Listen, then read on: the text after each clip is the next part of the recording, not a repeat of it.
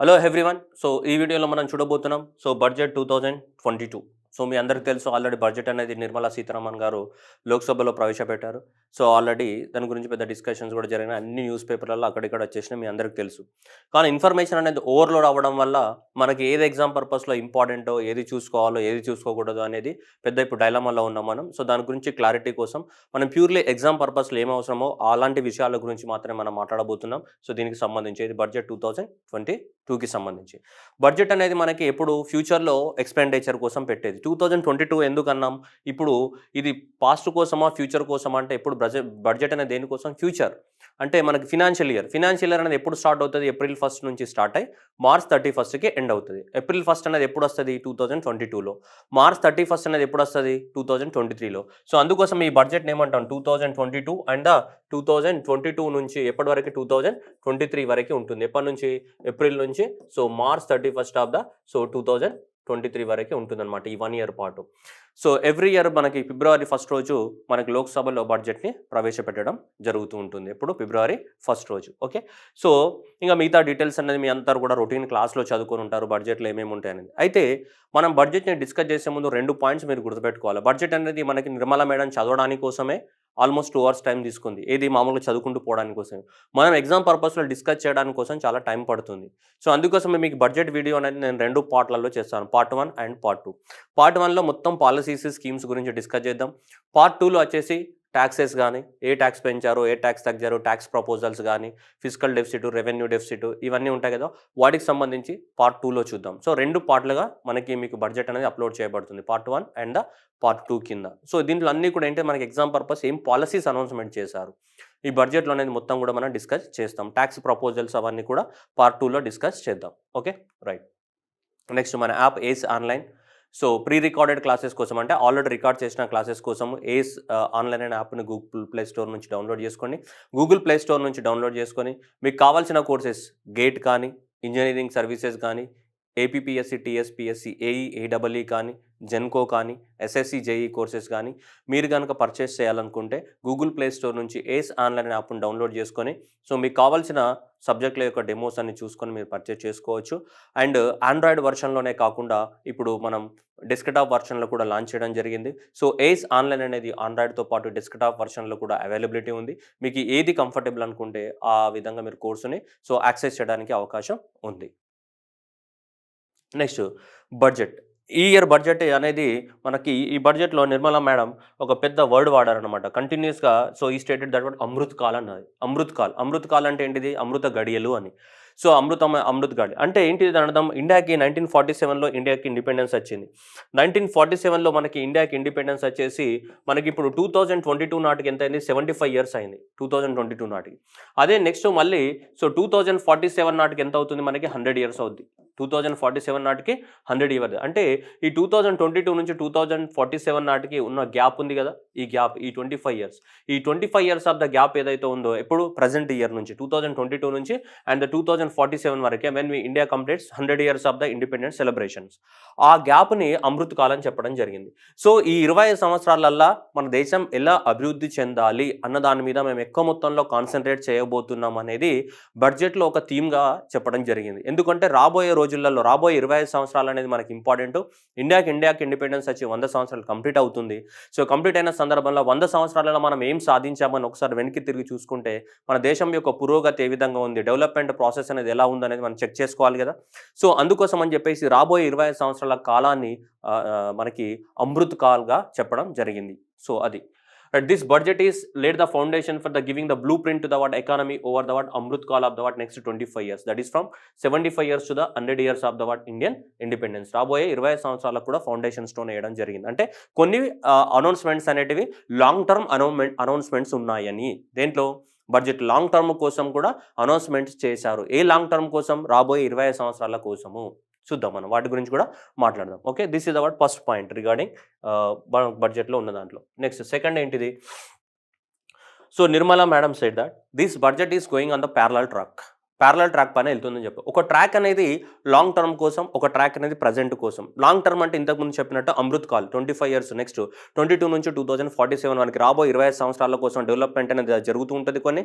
దాంతోపాటు ప్రెజెంట్ కూడా ఏం కావాలో వాటిని కూడా కాన్సన్ట్రేట్ చేస్తాం. Present plus as well as what future రెండిట్లను కాన్సన్ట్రేట్ చేసుకుంటూ మేము ప్యారలల్గా డెవలప్మెంట్ చేస్తామని చెప్పడం జరిగింది. That is a parallel track of the development. One is that is a blue print for the what Amrit Kaal. Next 25 ఇయర్స్కి యూత్కి కానీ, ఉమెన్ కానీ, షెడ్యూల్ క్యాస్ట్ కానీ, షెడ్యూల్ టైమ్స్ కానీ వీళ్ళైతే ఎవరైతే ఉన్నారో వీళ్ళందరికీ కావాల్సిన ఏర్పాట్లన్నీ చేస్తాము. ఎప్పుడు రాబోయే 25 సంవత్సరాలకి వాళ్ళందరూ కూడా ఎలా డెవలప్ అవ్వాలి, వాళ్ళకి సంబంధించిన దాని మీద మేము కాన్సన్ట్రేట్ చేస్తామనేది ఒక ట్రాక్ అయితే, సెకండ్ ట్రాక్ ఏంటిదంటే big investment in the modern infrastructure purely that is guided by the what PM Gatishakti. ఇంకా ఎక్కువ మొత్తంలో సెకండ్ ట్రాక్ అనేది ప్రజెంట్ ఇన్ఫ్రాస్ట్రక్చర్ మీద ఎక్కువ మొత్తంలో డెవలప్మెంట్ చేయాలనేది సెకండ్ ట్రాక్. ఫస్ట్ ట్రాక్ ఏంటిది రాబోయే 25 సంవత్సరాల కోసం ఉమెన్ గాను, యూత్ కానీ, షెడ్యూల్ ట్రైబ్స్ కానీ, షెడ్యూల్ కాస్ట్ కానీ ఎలా డెవలప్మెంట్ చేయాలి రాబోయే 25 సంవత్సరాలని ఫస్ట్ ట్రాక్ అయితే, సెకండ్ ట్రాక్ ప్రజెంట్ ఇప్పుడున్న కండిషన్స్కి మన భారతదేశంలో ఇన్ఫ్రాస్ట్రక్చర్ అనేది ఇంపార్టెంట్. సో ఇన్ఫ్రాస్ట్రక్చర్ని ఎలా డెవలప్మెంట్ చేయాలి, ఆ ఇన్ఫ్రాస్ట్రక్చర్ డెవలప్మెంట్ చేయడానికి కోసం పిఎం గతిశక్తి అనే పేరుతోటి మనం పాలసీస్ని లాంచ్ చేయడం జరిగింది. దాని గురించి నేను ఒక 2 months బ్యాకే పెద్ద వీడియో కూడా చేయడం జరిగింది పిఎం గతిశక్తి గురించి. రైట్, పిఎం గతిశక్తి అనేది మనకి ఇన్ఫ్రాస్ట్రక్చర్ డెవలప్మెంట్ ద్వారా డెవలప్మెంట్ చేస్తామని చెప్పేసి చెప్తున్నారు. సో కాబట్టి ఈ రెండు ఇట్ల మీద మనకి ఈ రెండు ప్యారలల్ ట్రాక్ మీద మన ఇండియా అనేది మూవ్ అవుతుంది అనేది దాని యొక్క ముఖ్య ఉద్దేశం. ప్రజెంట్ ప్లస్ ఫ్యూచర్ రెండు ట్రాక్స్ అనమాట. సో ఈ సంవత్సరానికి బడ్జెట్ ఎంత ఖర్చు పెట్టబోతున్నారు అంటే రాబోయే సంవత్సరానికి ఎంత ఖర్చు పెట్టబోతున్నారు? సో 39,45,00,000. Okay, 39.45 lakh crores. ఇంత మనకు 39 లక్షల కోట్ల బడ్జెట్లని ప్రవేశపెట్టడం జరిగింది. 39.45 lakh crores ఉన్నాయి. దీంట్లో రెవెన్యూ ఎక్స్పెండిచర్ వచ్చేస్తే మనకి 31 lakh crores and almost 7.5 lakh crores అనేది ఏంటిది క్యాపిటల్ ఎక్స్పెండిచర్. రెవెన్యూ ఎక్స్పెండిచర్ అంటే దేనికోసం? షార్ట్ టర్మ్ కోసం, ఎంప్లాయీ యొక్క సాలరీస్ కానీ, పెన్షన్స్ కానీ, సబ్సిడీస్ కానీ, అండ్ డిఫెన్స్ ఎక్స్పెండిచర్ కానీ, అండ్ ఇట్లాంటివన్నీ కూడా మనకి ఇంట్రెస్ట్ పేమెంట్స్ కానీ ఇవన్నీ కూడా రెవెన్యూ ఎక్స్పెండిచర్ వెళ్తాయి షార్ట్ టర్మ్ కోసం. క్యాపిటల్ ఎక్స్పెండిచర్ అంటే లాంగ్ టర్మ్. ఏదైనా ఒక దగ్గర మనీ మనం ఇన్వెస్ట్మెంట్ పెడితే ఎక్కడైతే ఇన్కమ్ జనరేట్ అవుతాయో, ఇన్కమ్ జనరేట్ అయ్యే ప్రాజెక్ట్స్ మీద పెట్టే ఇన్వెస్ట్మెంట్ ఏమంటాం మనం? క్యాపిటల్ ఎక్స్పెండిచర్ అంటాం. అంతకు మించి నేను డీటెయిల్స్కి వెళ్ళదలుచుకోలేదు, ఎందుకంటే ఇదంతా కూడా రొటీన్ టాపిక్, మీకు అందరికి తెలిసి ఉంటుంది. బడ్జెట్ చూసే ముందు మీకు బడ్జెట్ అంటే తెలియాలి కదమ్మా. రెవెన్యూ అకౌంట్ అంటే ఏంటిది, క్యాపిటల్ అకౌంట్ అంటే ఏంటిది, ఇవన్నీ మీకు తెలిసి ఉంటే బెటర్. ఓకే, ఒకవేళ తెలియకపోతే మీరు తెలుసుకోండి, అంతే తప్ప నేను మళ్ళీ ప్రతి దాని గురించి ఇక్కడ డీటెయిల్ ఎక్స్ప్లెయిన్ చేస్తే మనం ఈ బడ్జెట్ గురించి మాట్లాడుకోలేము, ఇంకా వేరే బడ్జెట్ డిస్కస్ చేయాలి మొత్తం. అది కాదు మన ఉద్దేశం. ఇక్కడ 2022 బడ్జెట్ గురించి మనం మాట్లాడుతున్నాం ఇక్కడ. సో కాబట్టి ఈ సంవత్సరం రెవెన్యూ ఎక్స్పెండిచర్ ఎంత, long term expenditure 7.5 lakh crores, short term day to day administration కోసం ఎంత 31 లక్షల కోట్లనే ఖర్చు పెడుతున్నాం టోటల్గా. సో ఇది మనకి 39.45 lakh crores. అండ్ ఇక్కడ గుర్తుపెట్టుకోవాల్సింది ఇది ఇంపార్టెంట్. సో ఇది క్యాపిటల్ ఎక్స్పెండిచర్ అనేది ఎంత పెడుతున్నారు అన్నది ఇంపార్టెంట్. నెక్స్ట్ ఈ ఏదైతే మనం అనుకున్నటువంటి ఈ 39.45 lakh crores ఉన్నాయి కదా, ఈ 39.45 lakh crores అనేది ఖర్చు పెట్టడానికి కోసం మనము ఈ 4 ప్రియారిటీ ఏరియాస్ని సెలెక్ట్ చేయడం జరిగింది. ఈ 4 ప్రియారిటీ ఏరియాస్కి ఆ 39.45 lakh crores ఏవైతే ఉన్నాయో వాటిని ఖర్చు పెడతామని చెప్తున్నారు. ఒక ప్రియారిటీ ఏరియా పేరేంటిది PM Gatishakti, second priority area పేరేంటిది inclusive development, third priority area అంటే పెద్ద లైన్ ఇచ్చినారు productivity enhancement, investment and sun rise opportunities, energy transition and the climate action అని. అండ్ ఫోర్త్ వచ్చేసి ఫినాన్సింగ్ ఆఫ్ ద ఇన్వెస్ట్మెంట్ అనేది. ఇలా 4 priority ఏరియాస్ని select చేయడం జరిగింది. ఈ 4 ప్రియారిటీ ఏరియాస్ పైన మనకు 39.45 lakh crores ఏదైతే అనుకున్నామో మనము దీన్ని ఖర్చు పెడతామని చెప్తున్నారు ఈ 4 ప్రియారిటీ ఏరియాస్. సో కాబట్టి ఇది కూడా ఎగ్జామ్కి ఇంపార్టెంట్ మనకి. సో ఎన్ని ప్రియారిటీ ఏరియాస్ ఉన్నాయి? 4 ప్రియారిటీ ఏరియాస్ ఉన్నాయి. PM Gatishakti, inclusive development and productivity enhancement, climate action, sun rise opportunities and financing of the investment. ఈ 4 థీమ్స్ పైన ఖర్చు పెట్టబోతున్నారు. అయితే మనం ఇప్పుడు ఒక్కొక్క థీమ్ గురించి డీటెయిల్గా తెలుసుకుందాం. సో ఇది పార్ట్ 1లో మనం చేసే పని ఏంటిదంటే ఒక్కొక్క థీమ్ గురించి డీటెయిల్ తీసుకుందాం. పిఎం గతిశక్తి గురించి ఇన్ డీటెయిల్ మేనర్, ఆ తర్వాత ఇన్క్లూజివ్ డెవలప్మెంట్ డీటెయిల్ మేనర్, ఇవన్నీ ఒక్కొక్క థీమ్ గురించి మనం పూర్తిగా డీటెయిల్గా తెలుసుకుందాం. First PM Gatishakti. PM Gatishakti అనేది ప్యూర్లీ దేనికి సంబంధించింది? Development of the what infrastructure. So భారతదేశంలో దేన్ని డెవలప్మెంట్ చేయడానికి కోసం, ఇన్ఫ్రాస్ట్రక్చర్ని డెవలప్మెంట్ చేయడానికి కోసం తీసుకొచ్చిన ప్రాజెక్ట్ ఏంటిది? మనం పిఎం గతిశక్తి అని చెప్తున్నాం. PM Gatishakti is nothing but coordination among the different sectors for the development of the infrastructure facilities. ఈ పిఎం గతిశక్తికి మన బడ్జెట్లో 7 ఇంజన్స్ని ప్రపోజ్ చేశారు. ఈ 7 ఇంజన్స్ని డెవలప్ చేయడమే పిఎం గతిశక్తి. ఒకటేంటిది? రోడ్లు కానీ, రైల్వేస్ కానీ, ఎయిర్పోర్ట్స్ కానీ, పోర్ట్స్ కానీ, మాస్ ట్రాన్స్పోర్టేషన్ సిస్టమ్ కానీ, వాటర్ వేస్ కానీ, లాజిస్టిక్స్ ఇన్ఫ్రాస్ట్రక్చర్ కానీ, ఈ 7 ఇంజన్స్ ఈ ఏడిట్లను డెవలప్మెంట్ చేయడాన్నే మనం పిఎం గతిశక్తిగా పేర్కొనవచ్చు. ఓకే. సో ఈ ఏడిట్లలో మరి దేంట్లో ఏం చేయాలనుకుంటున్నారనేది పాయింట్. రోడ్లలో గాని ఇవన్నిట్లలో ఒక్కొక్క దాంట్లో ఏం చేయాలనుకుంటున్నారనేది పాయింట్. సో పీఎం గతిశక్తి అనేది one of the priority area. దాంట్లో మనకి 7 ఇంజిన్స్ సెలెక్ట్ చేశారు. ఆ ఇంజిన్స్ లోపల ఒక్కొక్క దాని గురించి మనం మాట్లాడదాం మనం ఇప్పుడు. సో ఫస్ట్ ఏమన్నా పర్వత్మాల ప్రాజెక్ట్. ఇది very important. Parvatmala project or otherwise NRDP. NRDP stands for ఇది national ropeway development project. National ropeway అనేది ఎక్కడ రోప్ అంటే మీ అందరికి తెలుసు కదా! కేబుల్ బ్రిడ్జెస్ ఇవన్నీ ఏస్తూ ఉంటాం మనం చాలా ప్లేస్‌లలో. ఎక్కడెక్కడైతే కంజెస్టెడ్ అర్బన్ ఏరియాస్‌లోకి ఎక్కడెక్కడైతే వెహికల్స్ ఎళ్ళవో అలాంటి ఏరియాలో గాని, లేదంటే హిల్ ఏరియాస్‌లో గాని ఎక్కడెక్కడైతే మనకి ట్రాన్స్‌పోర్టేషన్‌కి అవకాశం లేదో అలాంటి ఏరియాస్‌లలో ఏం చేస్తాం మనం కేబుల్ బ్రిడ్జెస్ ఇలా రోప్‌వే ప్రాజెక్ట్‌లని కడుతూ ఉంటాం. సో గవర్నమెంట్ అనేది కూడా కంజెస్టెడ్ అర్బన్ ఏరియాస్‌లో కానీ, హిల్ ఏరియాస్‌లో కానీ అక్కడక్కడ కేబుల్ బ్రిడ్జెస్ కట్టడానికి కోసం కూడా గవర్నమెంట్ అనేది ప్లాన్ చేయడం జరిగింది. అది ట్రాన్స్‌పోర్టేషన్ కోసం ఉపయోగపడుతది. As well as to promote the టూరిజంని కూడా ప్రమోట్ చేయడానికి మనకి ఉపయోగపడడానికి అవకాశం ఉంది. మరి ఎక్కడ కడతారనేది గవర్నమెంట్ చెప్పలేదు కానీ 60 కిలోమీటర్ల పొడవున భారతదేశంలో 8 ropeways projects at the launch of the 60 kilometres. 8 రోప్‌వేస్‌ని భారతదేశంలో నిర్మిస్తాము. ఎంత? 60 కిలోమీటర్ల పొడవున. అంటే 8 రోప్‌వేస్. మరి ఏ రాష్ట్రంలో ఎక్కడ కడతారనేది గవర్నమెంట్ చెప్పలేదు ఇప్పటివరకి. కానీ 8 రోప్‌వేస్ ఒక దగ్గర 4 కిలోమీటర్లు, 5 కిలోమీటర్లు రకరకాల స్టేట్‌లు ఎక్కడెక్కడైతే అవసరం ఉందో అక్కడక్కడ 8 రోప్‌వేస్‌ని ఎన్ని కిలోమీటర్ల లెంగ్త్‌న 60 కిలోమీటర్ల పొడవున 8 రోప్‌వేస్‌ని మేము కడతామని చెప్పారు. ఈ ప్రాజెక్ట్ పేరే నేషనల్ రోప్‌వేస్ డెవలప్‌మెంట్ ప్రాజెక్ట్ అంటున్నాం. లేదా దీన్ని ఏమంటున్నాం మనం పర్వత్మాల ప్రాజెక్ట్ అని చెప్తున్నాం. దీన్ని పర్వత్మాల. మనం అంతకుముందు చూసాం. భారత్మాల అంటే రోడ్లను కట్టే ప్రాజెక్ట్ పేరు. సాగర్మాల అంటే పోర్ట్స్‌ని కట్టే ప్రాజెక్ట్స్ పేరు. ఇప్పుడు ఏమంటున్నాం పర్వత్మాల అంటున్నాం. పర్వత్మాల అని దేనికి సంబంధించి రోప్‌వేస్‌ని నిర్మించడము. ఓకే. ఎన్ని కిలోమీటర్లలో కూడా 60 కిలోమీటర్లు. Okay. This is our first point. Second point వచ్చేస్తే మన పీఎం గతిశక్తిలో 7 ఇంజన్స్‌లో ఒకటైంది. రెండవది మల్టీ మోడల్ లాజిస్టిక్స్ పార్క్స్. మనకు భారతదేశంలో 4 లొకేషన్స్‌లలో మేజర్‌గా 4 లొకేషన్స్‌లలో ఏ లొకేషన్స్ అనేది చెప్పలేదు. బట్ 4 లొకేషన్స్‌లలో ఈ మల్టీ మోడల్ లాజిస్టిక్స్ పార్క్స్‌ని మనం కట్టడానికి అవకాశం ఉంది. అంటే అక్కడి నుంచి వేరే ప్రాంతాలకు ఏం చేయొచ్చు ఎక్స్‌పోర్ట్ చేయడానికి, ట్రాన్స్‌పోర్ట్ చేయడానికి అవకాశం ఉంటుంది. అంటే ఎయిర్‌పోర్ట్ గాని, పోర్ట్స్ గాని, రోడ్ ట్రాన్స్‌పోర్టేషన్ గాని ఇవన్నీ దగ్గరగా ఉండి అన్నీ ఒకే దగ్గరగా ఉంటే దాన్ని ఏమంటాం మోడల్ లాజిస్టిక్స్ పార్క్స్ అంటాం. ఇలాంటివి 4 భారతదేశంలో నిర్మించబోతున్నాము. దేనితోటి పబ్లిక్ ప్రైవేట్ పార్ట్నర్‌షిప్‌లో మరి ఎక్కడ అనేది మనకి తెలియదు. ఓకే. రైట్. Next roads. భారతదేశంలో రోడ్ చూసుకుంటే ఆల్రెడీ 77,000 కిలోమీటర్లు అనేది మనకి రోడ్ అనేది 71,000 కిలోమీటర్లు అనేది 2011లో ఉంటాయి. ఇప్పుడు 1,40,000 కిలోమీటర్స్ అనేది మనకు రోడ్లు నిర్మించడం జరిగింది 2021 నాటికి. సో ఇది మనకి ఎకనామిక్ సర్వేలో ఇచ్చిన డాటా ప్రకారం భారతదేశంలో ప్రస్తుతం ఉన్న యొక్క రోడ్ల యొక్క లెంత్ ఎంత 1,40,000 కిలోమీటర్ల నేషనల్ హైవేస్ లెంత్ ఉంది. ఇంత రేట్ 1,40,152 కిలోమీటర్స్ అనేది మనకి ఎకనామిక్ సర్వేలో ఇచ్చిన డాటా. అన్ని వేల కిలోమీటర్ల ఏముంది మనకి రోడ్స్ ఉన్నాయి. అయితే ఇప్పుడు గవర్నమెంట్ ఆఫ్ ఇండియా ఈ బడ్జెట్‌లో ఏం చెప్పిందంటే సో గవర్నమెంట్ అనేది ఎక్కువ మొత్తంలో ఎక్స్‌ప్రెస్ వేస్‌ని కన్‌స్ట్రక్ట్ చేయడానికి కోసం కాన్సంట్రేషన్ చేయబోతుంది. దానికి కావాల్సినటువంటి పాలిసీస్‌ని కూడా ఫ్యూచర్‌లో అనౌన్స్‌మెంట్ చేయబోతుంది ఎక్స్‌ప్రెస్ వేస్‌ని. దాంతో పాటు గవర్నమెంట్ అనేది ఇంకా ఈ సంవత్సరము 2,500 కిలోమీటర్ల మనకి నేషనల్ హైవేని కన్‌స్ట్రక్షన్ చేయబోతుంది. ఆల్రెడీ ఎంతుంది 1,40,152 కిలోమీటర్ల ఆఫ్ ద నేషనల్ హైవేస్ ఉన్నట్టు ఈ ఇయర్ ఎకనామిక్ సర్వే చెప్తుంది మనకి. దాంతో పాటు ఈ ఇయర్ బడ్జెట్‌లో ఏం అనౌన్స్‌మెంట్ చేశారు ఇంకా 25,000 కిలోమీటర్ల మనకు నేషనల్ హైవేస్‌ని భారతదేశంలో ఈ సంవత్సరం కన్‌స్ట్రక్ట్ చేయబోతున్నాం. దానికి ఒక 20,000 కోట్లు అనేది మేము అలొకేట్ చేస్తున్నాము.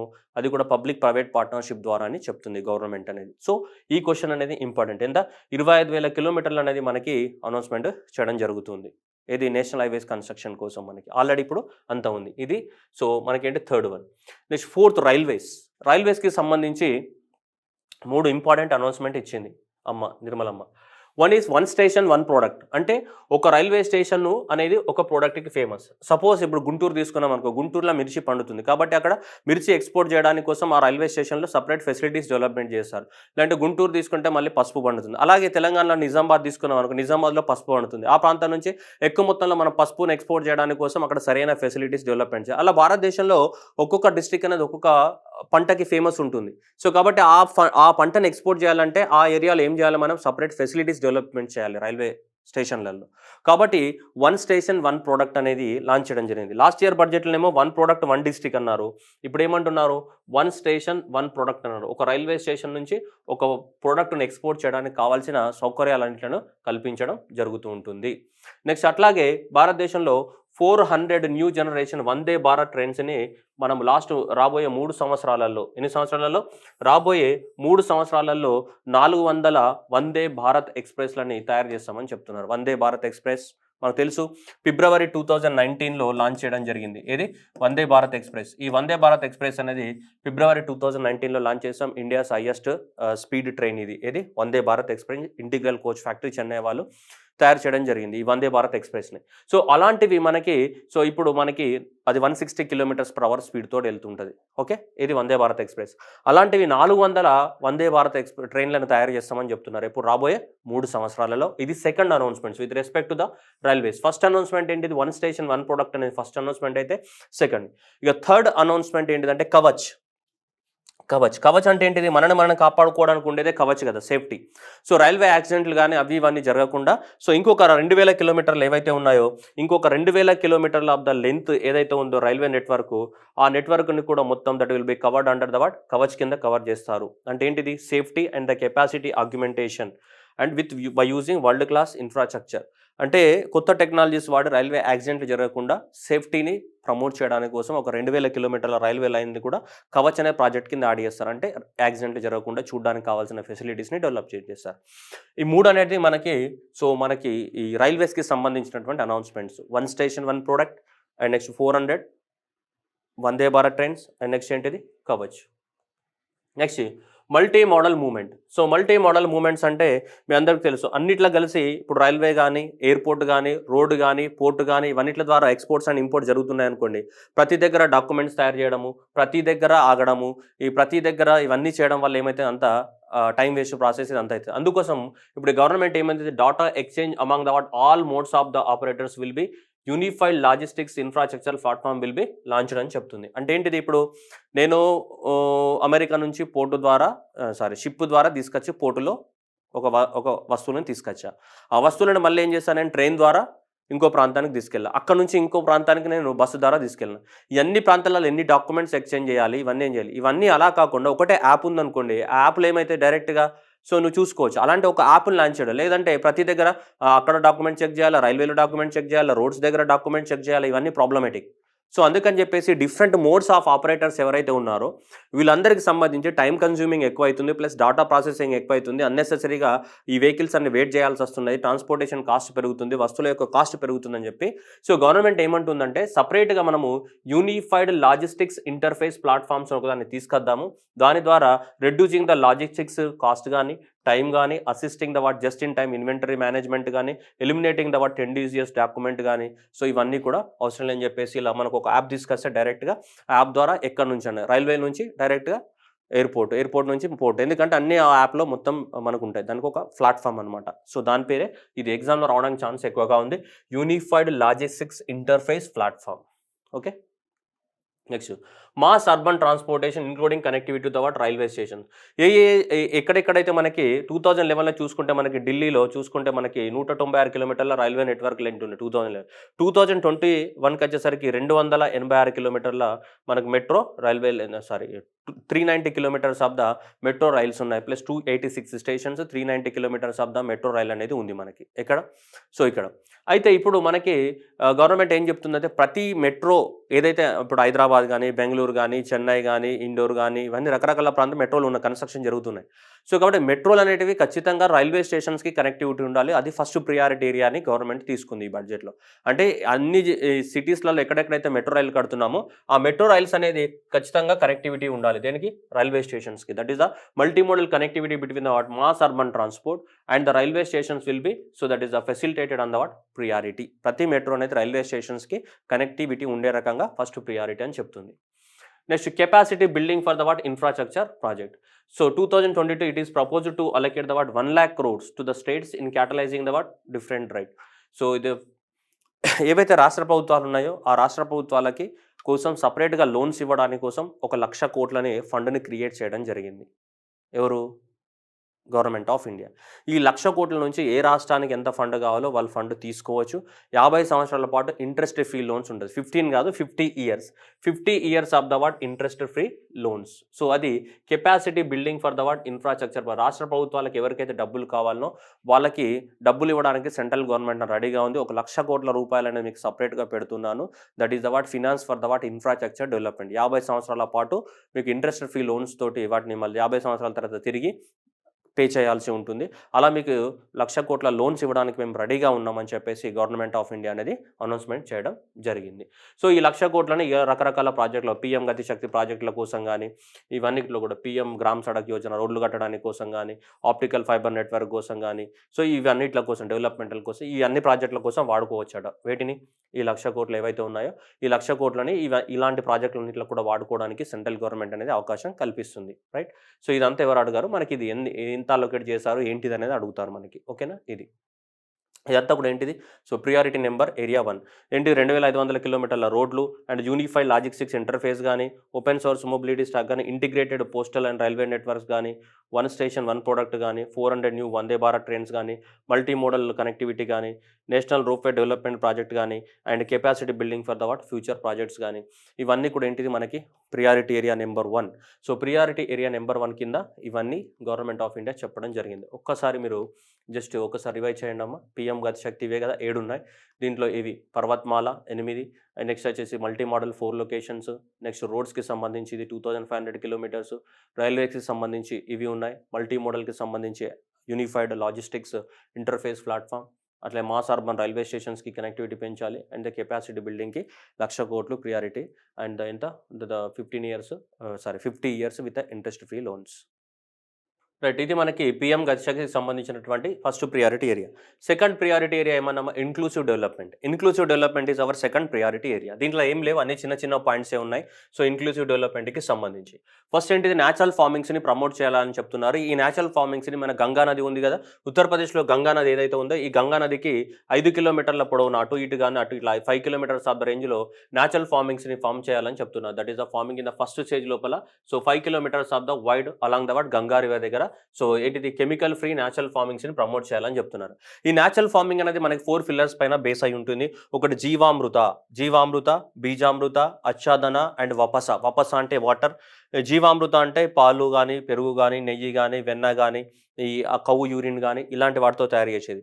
బీజామృత అంటే నీమ్ సీడ్స్ గానీ ఇవి ఉంటాయి కదా, అలాంటి బీజాలంటే సీడ్సే కదా, ఆ సీడ్స్‌తో తయారు చేసే ఫెర్టిలైజర్ గానీ, అచ్చాదన అంటే మల్చింగ్ అని, వపస అంటే వాటర్ అని. సో, ఈ అన్నిట్ల ద్వారా చేసే వ్యవసాయాన్ని మనం ఏమంటాం? నేచురల్ ఫార్మింగ్ అంటాం. Go for the more details of this one. We're discussing budget, we're not discussing natural farming. Okay. So, natural ఫార్మింగ్‌లో ఈ 4 ఉంటాయి. జీవామృత, బీజామృత, అచ్చాదన, వపస, ఈ 4 pillars of the natural farming. దీన్ని ప్రమోట్ చేయాలనుకుంటున్నారు గవర్నమెంట్ అనేది. సో, గంగా నది ఒడ్డున అటు 5 కిలోమీటర్ల వెడల్పుతోటి ఫస్ట్ పేజ్‌లో. తర్వాత ఇండియా మొత్తం ఎక్స్పాండ్ చేస్తారా? చెయ్యరా? మనం ఫ్యూచర్‌లో చూద్దాం అది. ఓకే. నెక్స్ట్ వచ్చేసి international year of the millets. United nations organization అనేది 2023ని మనకి ఇంటర్నేషనల్ ఇయర్ ఆఫ్ ద మిల్లెట్స్‌గా ప్రకటించడం జరిగింది. మిల్లెట్స్ అంటే మీ అందరికీ తెలుసు న్యూట్రీ సీరియల్స్. రాగులు గానీ, సజ్జలు గానీ, జొన్నలు గానీ, బాజ్రా గానీ ఇట్లాంటి వాటిని ఏమంటాం? మనం మిల్లెట్స్ అంటాం. ఈ మిల్లెట్స్ లోపల ఎక్కువ మొత్తంలో న్యూట్రియంట్స్ ఉన్నాయి. జనాలల్లో మాల్ న్యూట్రిషన్ పోవాలి అంటే ఈ న్యూట్రిషియస్ సీరియల్స్‌ని మనం ఎక్కువ మొత్తంలో తినాలి. దానికోసము 2023ని ఇంటర్నేషనల్ ఇయర్ ఆఫ్ ద మిల్లెట్స్‌గా ప్రకటించడం జరిగింది. దాని గవర్నమెంట్ కూడా ఏం చెప్తుంది? ఇప్పుడు ఏ రాష్ట్రాలైతే ఈ మిల్లెట్స్‌ని సాగు చేసి ఎక్కువ మొత్తంలో ప్రొడక్షన్ చేస్తాయో ఆ రాష్ట్రాలకు మేము ఫినాన్షియల్ అసిస్టెన్స్ ఇస్తాము. వాటిని వేరే ప్రాంతాలకు ఎక్స్‌పోర్ట్ చేయడానికి కోసం గానీ, కన్జంప్షన్‌ని ప్రమోట్ చేయడానికి కోసం గానీ, బ్రాండ్ వాల్యూస్‌ని పెంచడానికి కోసం గానీ, నేషనల్‌గా, ఇంటర్నేషనల్‌గా వాటి యొక్క బ్రాండ్ పెంచడానికి కోసం గానీ, పోస్ట్ హార్వెస్ట్‌లో ఏమైనా ప్రాబ్లమ్స్ ఉంటే వాటికి మేము సపోర్ట్ ఇస్తామని చెప్తుంది. ఏ ఇయర్‌ని 2022ని కాదు, 2023. సో, ఓవరాల్‌గా మిల్లెట్స్‌ని ప్రమోట్ చేయడానికి రాష్ట్ర ప్రభుత్వాలకి మేము సపోర్ట్ చేస్తామని చెప్తుంది. దేనికి సంబంధించి? మిల్లెట్స్‌కి సంబంధించి. ఓకే. నెక్స్ట్ థర్డ్ వచ్చేసి Kisan drones. So, Kisan drones అంటే మీ అందరికీ తెలిసి ఇలా డ్రోన్స్ అనే ఫోటోల కోసమే కాదు, ఇలా మన పాత సినిమాలలో చూసాం. మన ఏంటిదది? ఆహ్, 'రాముడొచ్చాడు' సినిమా, అక్కినేని నాగార్జునది పాత సినిమాలో. అందులోనే వాడు హెడ్‌సెట్ పెట్టి పాలు పిండుతా ఉంటాడు. డ్రోన్స్ తోటి అప్పుడే పెస్టిసైడ్స్ అని చల్లుతూ ఉంటాయి కదా. సో, అలా చూసి ఇట్ విల్ బి ప్రమోటెడ్. ఈ కిసాన్ డ్రోన్స్‌ని ప్రమోట్ చేస్తే దేనికోసం ఈ కిసాన్ డ్రోన్స్‌ని? మూడిట్ల కోసం. ఒకటి digitalization of the land records. ల్యాండ్‌ని అసెస్మెంట్ చేయడానికి కోసం. రెండోది స్ప్రేయింగ్ ఆఫ్ ద ఇన్సెక్టిసైడ్స్. ఇలా ఇన్సెక్టిసైడ్స్‌ని స్ప్రెడ్ చేయడానికి కోసం గానీ. మూడోది వచ్చేసి స్ప్రేయింగ్ ఆఫ్ ద న్యూట్రియంట్స్‌ని స్ప్రే చేయడానికి కోసం. ఈ మూడిట్ల కోసం ఇండియన్ అగ్రికల్చర్‌లో మనం కిసాన్ డ్రోన్స్‌ని ప్రవేశపెట్టబోతున్నామని చెప్పేసి గవర్నమెంట్ ఆఫ్ ఇండియా చెప్తూ ఉంది. వాటి పేరేం పెట్టారు? కిసాన్ డ్రోన్స్. ఈ 3 పర్పస్‌ల కోసం, ల్యాండ్ రికార్డ్స్ కోసం, spraying of insecticide and the nutrients spreading కోసం. అండ్ వీటి కోసం ఉండేది క్రాప్ అసెస్మెంట్. అంటే మరి పంట డ్యామేజ్ అవుతుంది కదా, వర్షాలు పడ్డప్పుడు ఇన్సూరెన్స్ క్లెయిమ్ చేసేటప్పుడు మరి ఎంత డ్యామేజ్ అయిందో అసెస్మెంట్ చేయాలి కదా. అలాంటప్పుడు క్రాప్ అసెస్మెంట్ కోసం కూడా ఈ డ్రోన్స్ వాడతామని చెప్తుంది. నెక్స్ట్ కో ఇన్వెస్ట్మెంట్. ఈ అగ్రికల్చర్ సెక్టార్లో ఇన్నోవేషన్స్ని ప్రమోట్ చేయడానికి కోసం మనం స్టార్టప్స్ని ప్రమోట్ చేయాలి. స్టార్టప్స్ అంటే ఓన్లీ ఐటీ సెక్టార్లోనే కాదు కదా, అగ్రికల్చర్ సెక్టార్లో కానీ లేకపోతే రూరల్ ఏరియాస్ని డెవలప్మెంట్ చేయడానికి కోసం మనకు కొత్త కొత్త స్టార్టప్స్ అనేది అవసరం. అలాంటి స్టార్టప్ కల్చర్ని ప్రమోట్ చేయడానికి కోసము NABARD plus government of India plus private సెక్టార్ల పార్టిసిపేషన్ తోటి అగ్రికల్చర్ సెక్టార్లో కూడా మనకి ఈ స్టార్టప్స్ని ప్రమోట్ చేయాలని గవర్నమెంట్ అనేది అనౌన్స్మెంట్ చేసింది. దాన్నే కో ఇన్వెస్ట్మెంట్ మోడల్ అంటున్నారు. ఆ కో ఇన్వెస్ట్మెంట్ మోడల్ ఎవరు? నాబార్డు ప్లస్ మిగతా వాళ్ళందరూ కూడా ఎవరు? ప్రైవేట్ ఆర్గనైజేషన్స్ అనమాట.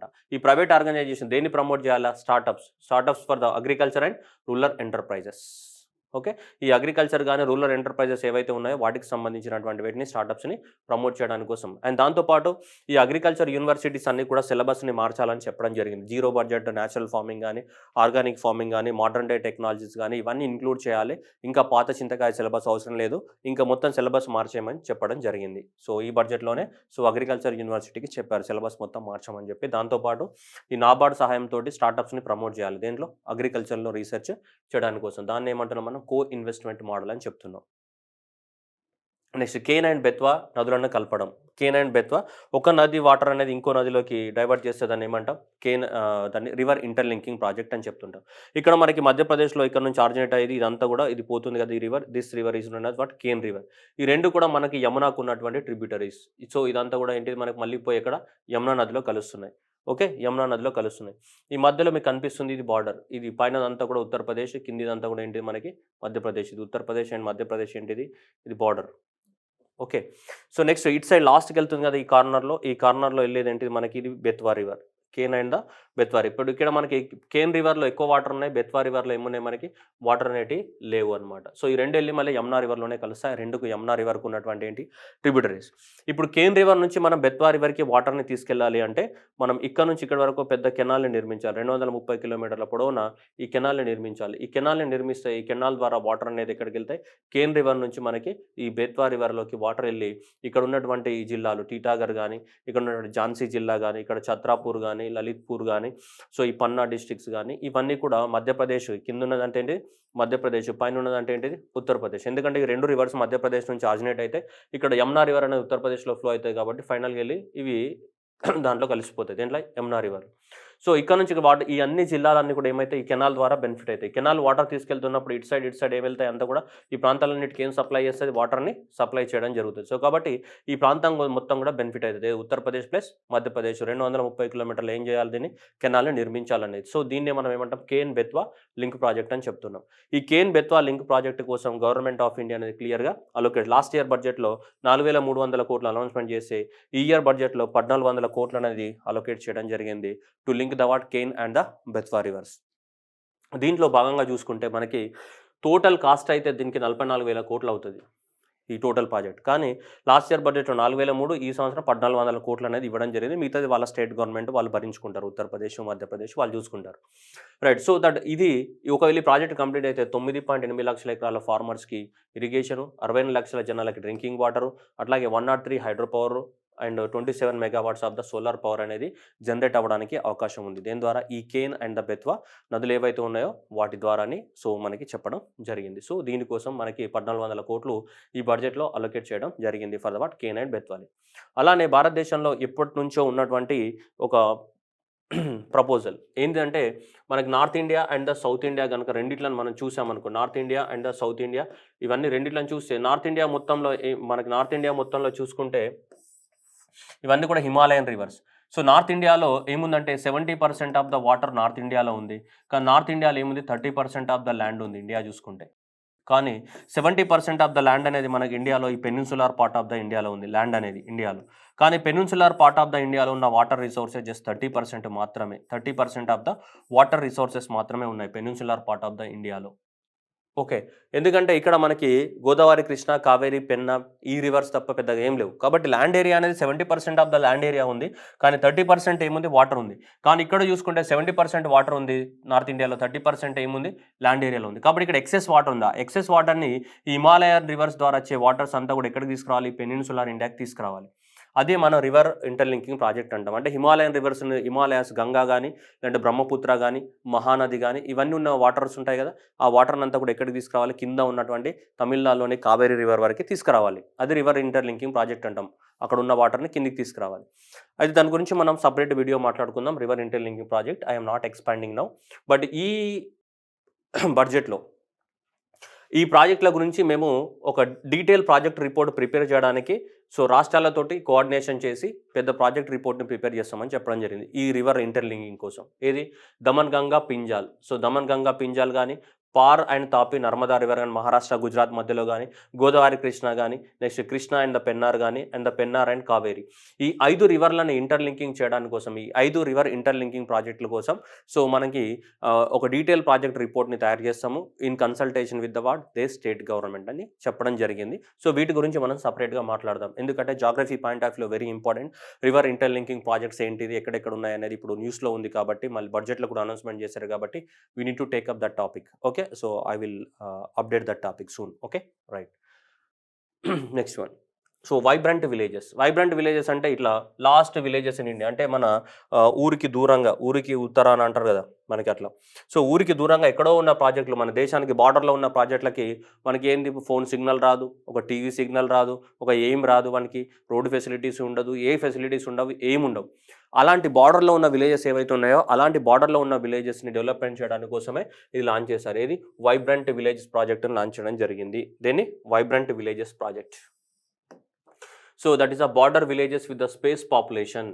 ఓకే. ఇక్కడ నార్దర్న్ బార్డర్‌లో ఉన్న వాటిని ఫస్ట్ టార్గెట్ కింద ఇప్పుడు మనకి కవర్ చేయబోతున్నారు. Limited connectivity infrastructure often left out from the developmental process. అక్కడ మనకి హౌసింగ్ గాని, టూరిస్టులు గాని, రోడ్ కనెక్టివిటీ గాని, provisioning of the renewable energy గాని, దూరదర్శన్ గాని, ఎడ్యుకేషనల్ ఛానల్స్ గాని ఇవన్నీ వచ్చేటట్టు వాళ్ళు చూస్తారంట. దీనికి అడిషనల్ ఫండింగ్ కూడా ప్రొవైడ్ చేస్తారంట. దానికోసమే మనకి వైబ్రెంట్ విలేజెస్ ప్రాజెక్ట్ అని లాంచ్ చేయడం జరిగింది. ఏవైతే బార్డర్ ఏరియాస్‌లో డెవలప్‌మెంట్ నోచుకోలేవో, ఇండియాకి బార్డర్‌లో అటు నార్దర్న్ బార్డర్‌లో ఏది ఉత్తరాఖండ్ గాని, హిమాచల్ ప్రదేశ్ గాని, జమ్మూ కాశ్మీర్ గాని, లడాక్ గాని, అరుణాచల్ ప్రదేశ్ గాని, సిక్కిం గాని, నార్దర్న్ బార్డర్‌లో ఏవైతే విలేజెస్ అనేటివి మిగిలిపోయినాయో, ఆ విలేజెస్ ఏవైతే ఏం ఫెసిలిటీస్ లేకుండా మిగిలిపోయినాయో బార్డర్‌లో ఉన్న విలేజెస్, అలాంటి విలేజెస్‌ని డెవలప్‌మెంట్ చేయడానికి కోసం మనకేంటిది వైబ్రెంట్ విలేజెస్ ప్రోగ్రామ్స్‌ని లాంచ్ చేయడం జరిగింది. ఏ బార్డర్‌లో? నార్దర్న్ బార్డర్‌లో. Next aspirational blocks programme. మనకి 2016 నుంచి మనకి యాస్పిరేషనల్ డిస్ట్రిక్ట్స్ అనే కాన్సెప్ట్ అనేది గవర్నమెంట్ ఆఫ్ ఇండియా ఇంట్రడ్యూస్ చేయడం జరిగింది. What is mean by aspirational districts అంటే, యాస్పిరేషనల్ డిస్ట్రిక్ట్స్ అంటే బ్యాక్వర్డ్ డిస్ట్రిక్ట్స్ అనమాట. బ్యాక్వర్డ్ డిస్ట్రిక్ట్స్ అంటే చాలా వల్గర్‌గా ఉంటుంది వర్డ్. సారీ, అది అంతా కూడా మంచి వర్డ్ కాదు. బ్యాక్వర్డ్ అంటే అందరూ అరే మీరు బ్యాక్వర్డ్ అంటూ ఉంటారు కదా! అందుకోసం బ్యాక్వర్డ్ అనే పదాన్ని రీప్లేస్ చేసి మన వాళ్ళు ఏం చేస్తారు, యాస్పిరేషనల్ డిస్ట్రిక్ట్స్ అని చెప్పారు. Aspirational districts are nothing but ఇండియాలో ఉన్నటువంటి మోస్ట్ బ్యాక్వర్డ్ డిస్ట్రిక్ట్స్ అని. అలా 112 యాస్పిరేషనల్ డిస్ట్రిక్ట్స్ ఉన్నాయి. అలా 112 యాస్పిరేషనల్ డిస్ట్రిక్ట్స్‌ని మనం 2016 నుంచి కాన్సంట్రేషన్ చేస్తూనే ఉన్నాం. 2016 నుంచి కాన్సంట్రేషన్ చేసి అక్కడ బేసిక్ ఇన్‌ఫ్రాస్ట్రక్చర్ అండ్ ఎడ్యుకేషన్ గాని, హెల్త్ న్యూట్రిషన్ గాని, అగ్రికల్చర్ అండ్ ఇరిగేషన్ గాని, ఫైనాన్షియల్ ఇంక్లూజన్ గాని, స్కిల్ డెవలప్‌మెంట్ గాని ఇవన్నిట్లను అక్కడ డెవలప్‌మెంట్ చేస్తున్నాం బ్యాక్వర్డ్ ఏరియాస్‌లో. కాబట్టి ఆ 112 యాస్పిరేషనల్ డిస్ట్రిక్ట్స్ ఏవైతే ఉన్నాయో ఇవన్నీ డెవలప్‌మెంట్ చేయడం ద్వారా ఆల్మోస్ట్ అవన్నీ కూడా మంచి స్థాయికి చేరుకున్నాయి. కానీ ఆ యాస్పిరేషనల్ డిస్ట్రిక్ట్స్‌లలో కొన్ని బ్లాక్స్ ఉంటాయి కదా! బ్లాక్స్ అంటే ఏంటి? ఇప్పుడు డిస్ట్రిక్ట్‌లో ఏముంటాయి మనకి? బ్లాక్స్ ఉంటాయి. బ్లాక్స్‌లో ఏముంటాయి మనకి? మండల్స్ ఉంటాయి కదా! ఇవి మండల్స్, ఇవి బ్లాక్స్ ఏంటిది? డిస్ట్రిక్ట్స్. ఈ డిస్ట్రిక్ట్స్ అనేది మంచిగా డెవలప్ అయితున్నాయి. కానీ కొన్ని డిస్ట్రిక్ట్‌లలో అక్కడక్కడ బ్లాక్స్ ఉన్నాయి కదా! బ్లాక్స్ అనేటివి ఇంకా వెనుకబడి ఉన్నాయన్నమాట.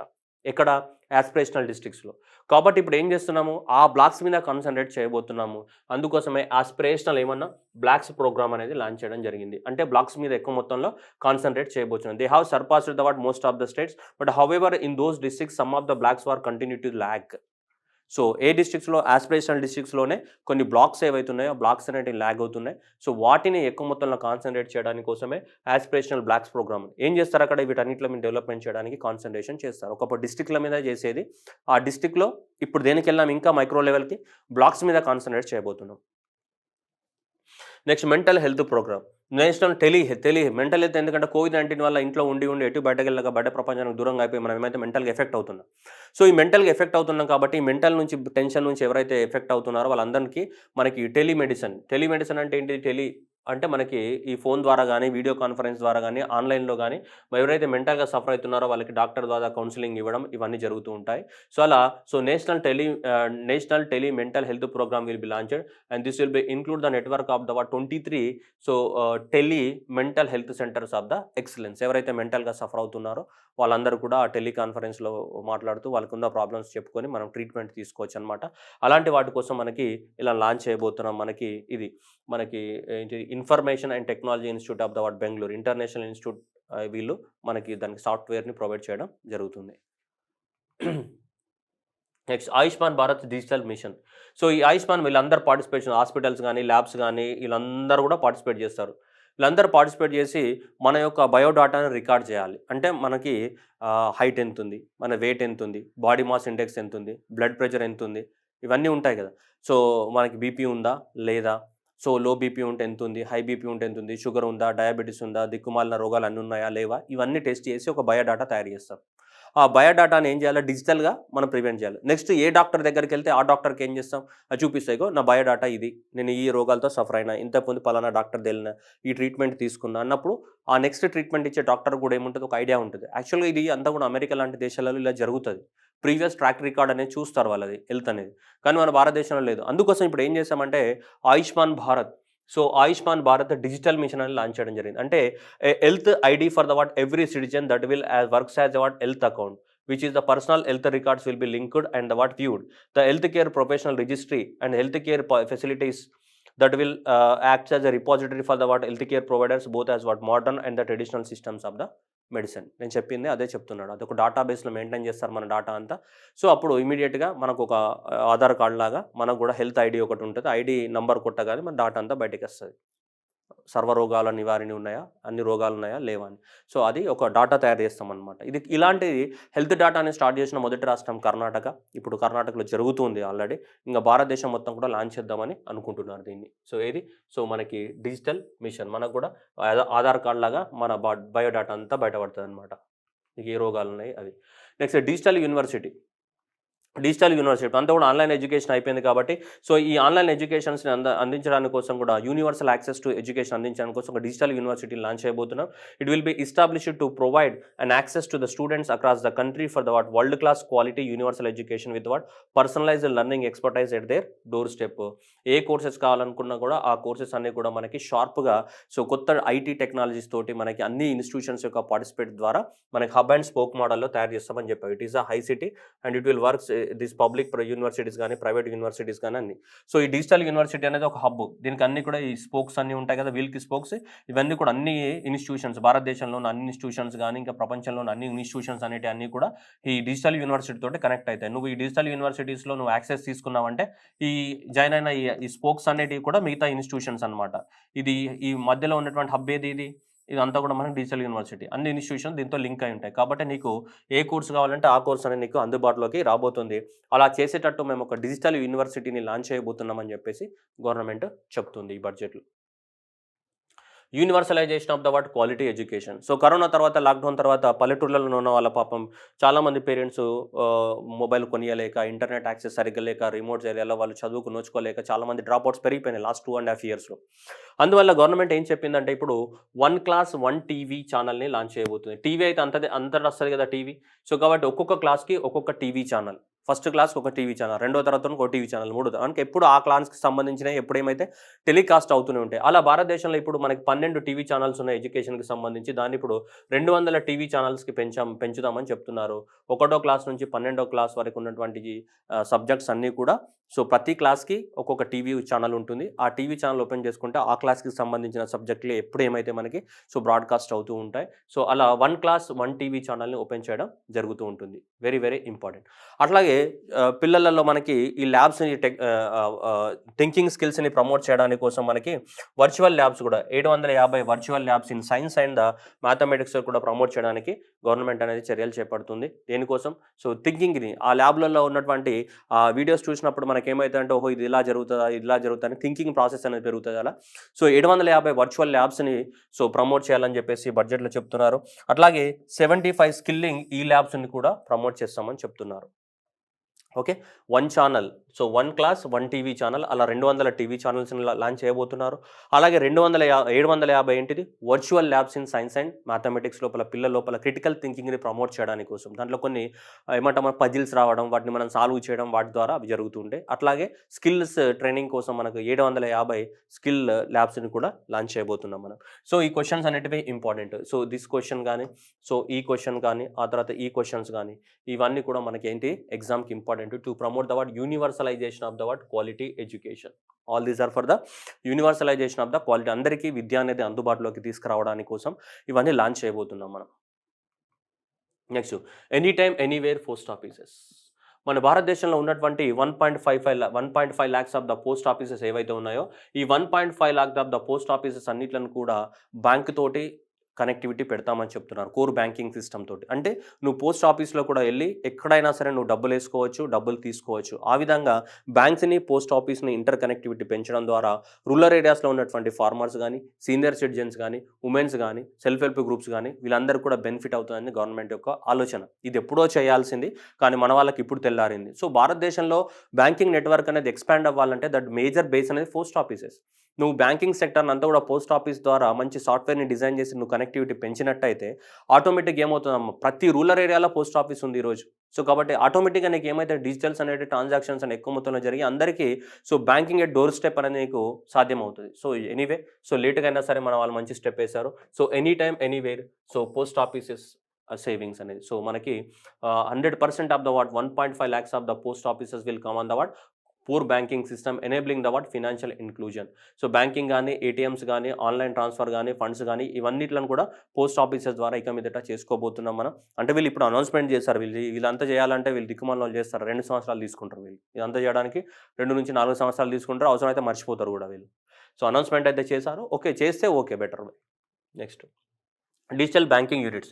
ఈ 75 years of the Indian independence కాబట్టి సో భారతదేశంలో మొత్తం కూడా బ్యాంక్స్ అనేటివి ఓన్లీ డిజిటల్, అంటే హ్యూమన్ ఇంటర్ఫేస్ లేకుండా పూర్తిగా ఆటోమేటిక్గా డిజిటల్ ఆర్టిఫిషియల్ ఇంటెలిజెన్స్ బేసిస్ పైన నడిచేటట్టు అలా ఒక 75 బ్యాంక్ బ్రాంచెస్ని లాంచ్ చేస్తాము. డిజిటల్ బ్యాంకింగ్ యూనిట్స్ అనేది ఈ కమర్షియల్ బ్యాంక్స్, మన ఇండియాలో ఉన్నటువంటి కమర్షియల్ బ్యాంక్స్ ఉన్నాయి కదా, 12 కమర్షియల్ బ్యాంక్స్ గవర్నమెంట్వి. సో అలా ఈ కమర్షియల్ బ్యాంక్స్ అనేవి సో మనకి 75 digital banking units to be launched in the what 75 district. ఒక్కొక్క డిస్ట్రిక్ట్లో ఒకటి చొప్పున మనకి 75 డిజిటల్ బ్యాంకింగ్ యూనిట్స్ని లాంచ్ చేస్తారు. మొత్తం కూడా ఆన్లైన్లోనే, అక్కడ ఎలాంటి పేపరు అవన్నీ ఏం లేకుండా ప్యూర్గా డిజిటల్ బేసిస్ పైన నడుస్తాయి అనమాట బ్యాంకింగ్. అలా 75 డిజిటల్స్ని లాంచ్ చేస్తామని చెప్పడం జరిగింది.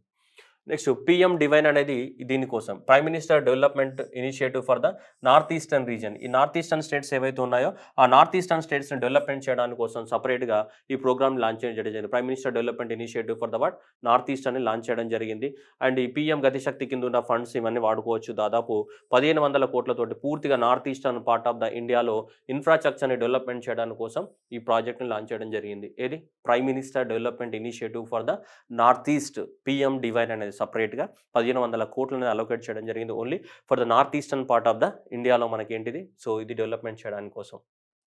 నెక్స్ట్ ఉమెన్ అండ్ ఎంపవర్మెంట్ కోసం మిషన్ శక్తి కానీ, మిషన్ వాత్సల్య కానీ, పోషన్ 2.0 అనే స్కీమ్స్ అనేది ఆల్రెడీ లాంచ్ చేయడం జరిగింది. ఎప్పుడు గవర్నమెంట్ లాస్ట్ ఇయర్ లాంచ్ చేసింది. మిషన్ శక్తి కానీ, మిషన్ వాత్సల్య కానీ, మిషన్ పోషన్ అనేది దేనికోసం ఉమెన్ ఎంపవర్మెంట్ కోసం లాంచ్ చేయడం జరిగింది.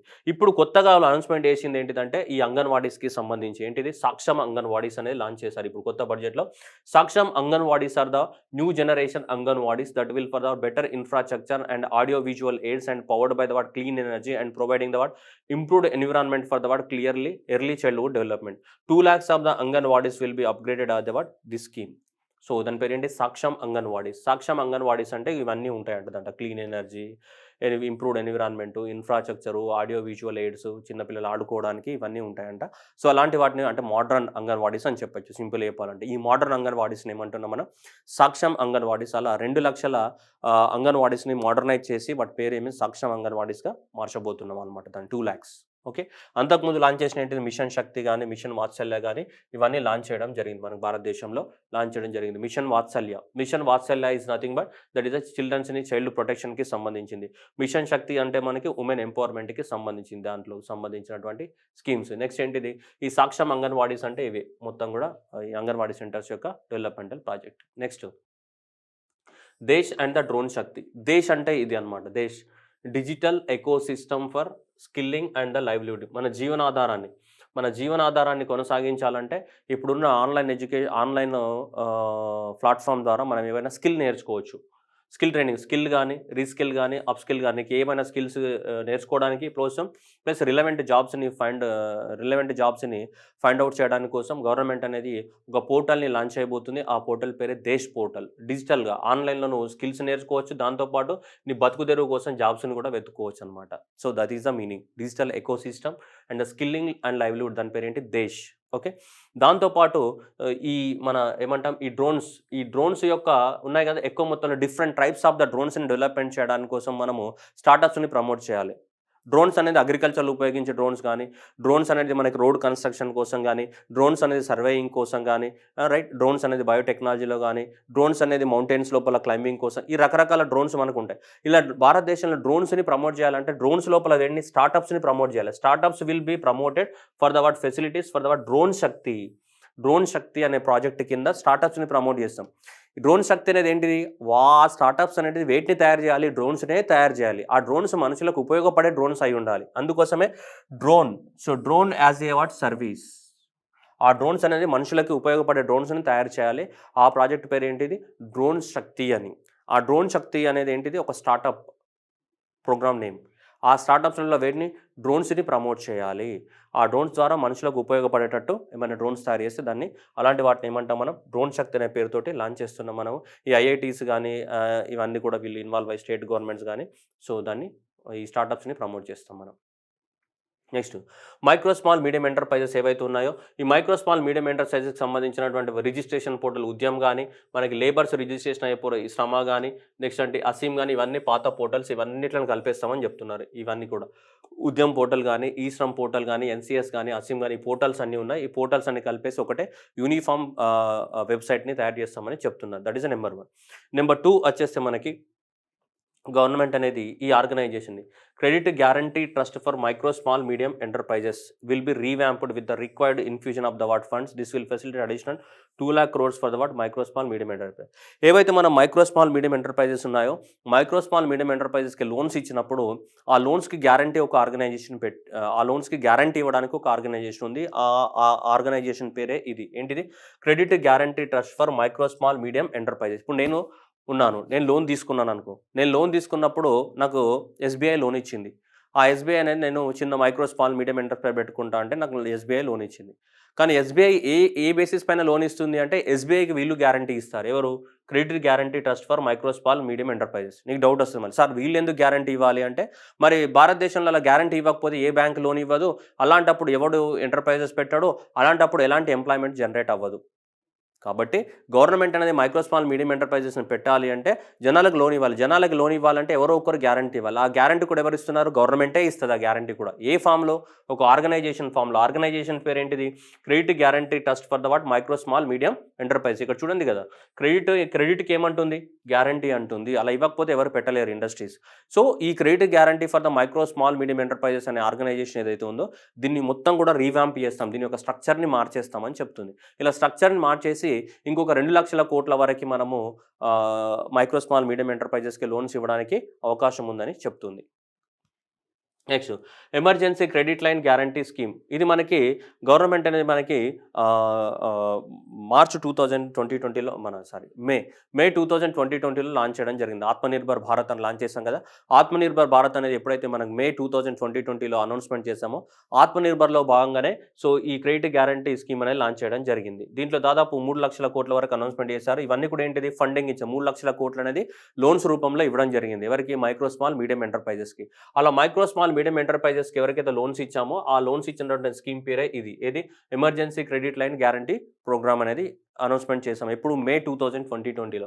ఈ మే 2020లో మనము ఈ మైక్రో స్మాల్ మీడియం ఎంటర్‌ప్రైజెస్ అనేది లాక్‌డౌన్ వల్ల ఎఫెక్ట్ అయినాయి కాబట్టి, ఈ ఎఫెక్ట్ అవ్వకుండా ఉండడానికి కోసం మళ్ళీ వాళ్ళంతా కూడా వాళ్ళ యాక్టివిటీని స్టార్ట్ చేయడానికి కోసం మనకు లోన్స్ ఇచ్చాం. 3,00,000 కోట్లతోటి మొదటిసారిగా ఈ స్కీమ్‌ని అనౌన్స్‌మెంట్ చేయడం. అలా స్కీమ్‌ని ఏం చేశారు? ఎక్స్‌పాండ్ చేస్తూ పోతూనే ఉన్నారు. అలా ఎక్స్‌పాండ్ చేస్తూ పోతూ ఇప్పటివరకు దాదాపు 5,00,000 కోట్ల వరకు దాన్ని ఎక్స్‌పాండ్ చేయడానికి మనోళ్ళు కంకణం కట్టుకున్నారు. ఎంతవరకి? 5,00,000 కోట్లు. ఈ 5,00,000 కోట్లకు రీచ్ అవ్వాలి అంటే ఇప్పుడు 50,000 కోట్లు అనేది ఇప్పుడు అడిషనల్‌గా చేశారన్నమాట. అంటే ఇప్పటివరకి 4.5 లక్షల కోట్లు అనేది ఇవ్వడం జరిగింది. ఇనీషియల్‌గా అనౌన్స్‌మెంట్ చేసింది ఎంత 3 లక్షలు. అది 4.5 లక్షలకు వచ్చింది. ఇప్పుడు 5 లక్షల కోట్లకు రీచ్ అవుతుంది. ఏది ఈ మైక్రో స్మాల్ మీడియం ఎంటర్‌ప్రైజెస్‌కి ఇచ్చే క్రెడిట్ గ్యారంటీ స్కీమ్ కింద, ఎమర్జెన్సీ లింక్డ్ ఫండ్ కింద. అయితే ఇప్పుడు ఇది ఎవరికి ఇచ్చారు ఓన్లీ అంటే హాస్పిటల్ ఎవరైతే ఉన్నారో హాస్పిటల్‌కి సంబంధించినటువంటి వాళ్ళు ఎవరైతే ఉన్నారో మైక్రో స్మాల్ మీడియం హాస్పిటల్‌కి సంబంధించిన ఎక్విప్‌మెంట్స్ తయారు చేసేవాళ్ళు, టాబ్లెట్స్ తయారు చేసేవాళ్ళు ఇవన్నీ ఉంటాయి కదా! అలాంటి వాళ్ళకి మాత్రమే ఇప్పుడు ఎక్స్‌ట్రాగా 50,000 కోట్లని అలొకేట్ చేయడం జరిగింది. దేని కింద? So, emergency credit line guarantee fund. అన్ని మైక్రో స్మాల్ మీడియం ఎంటర్‌ప్రైజెస్ కాదు.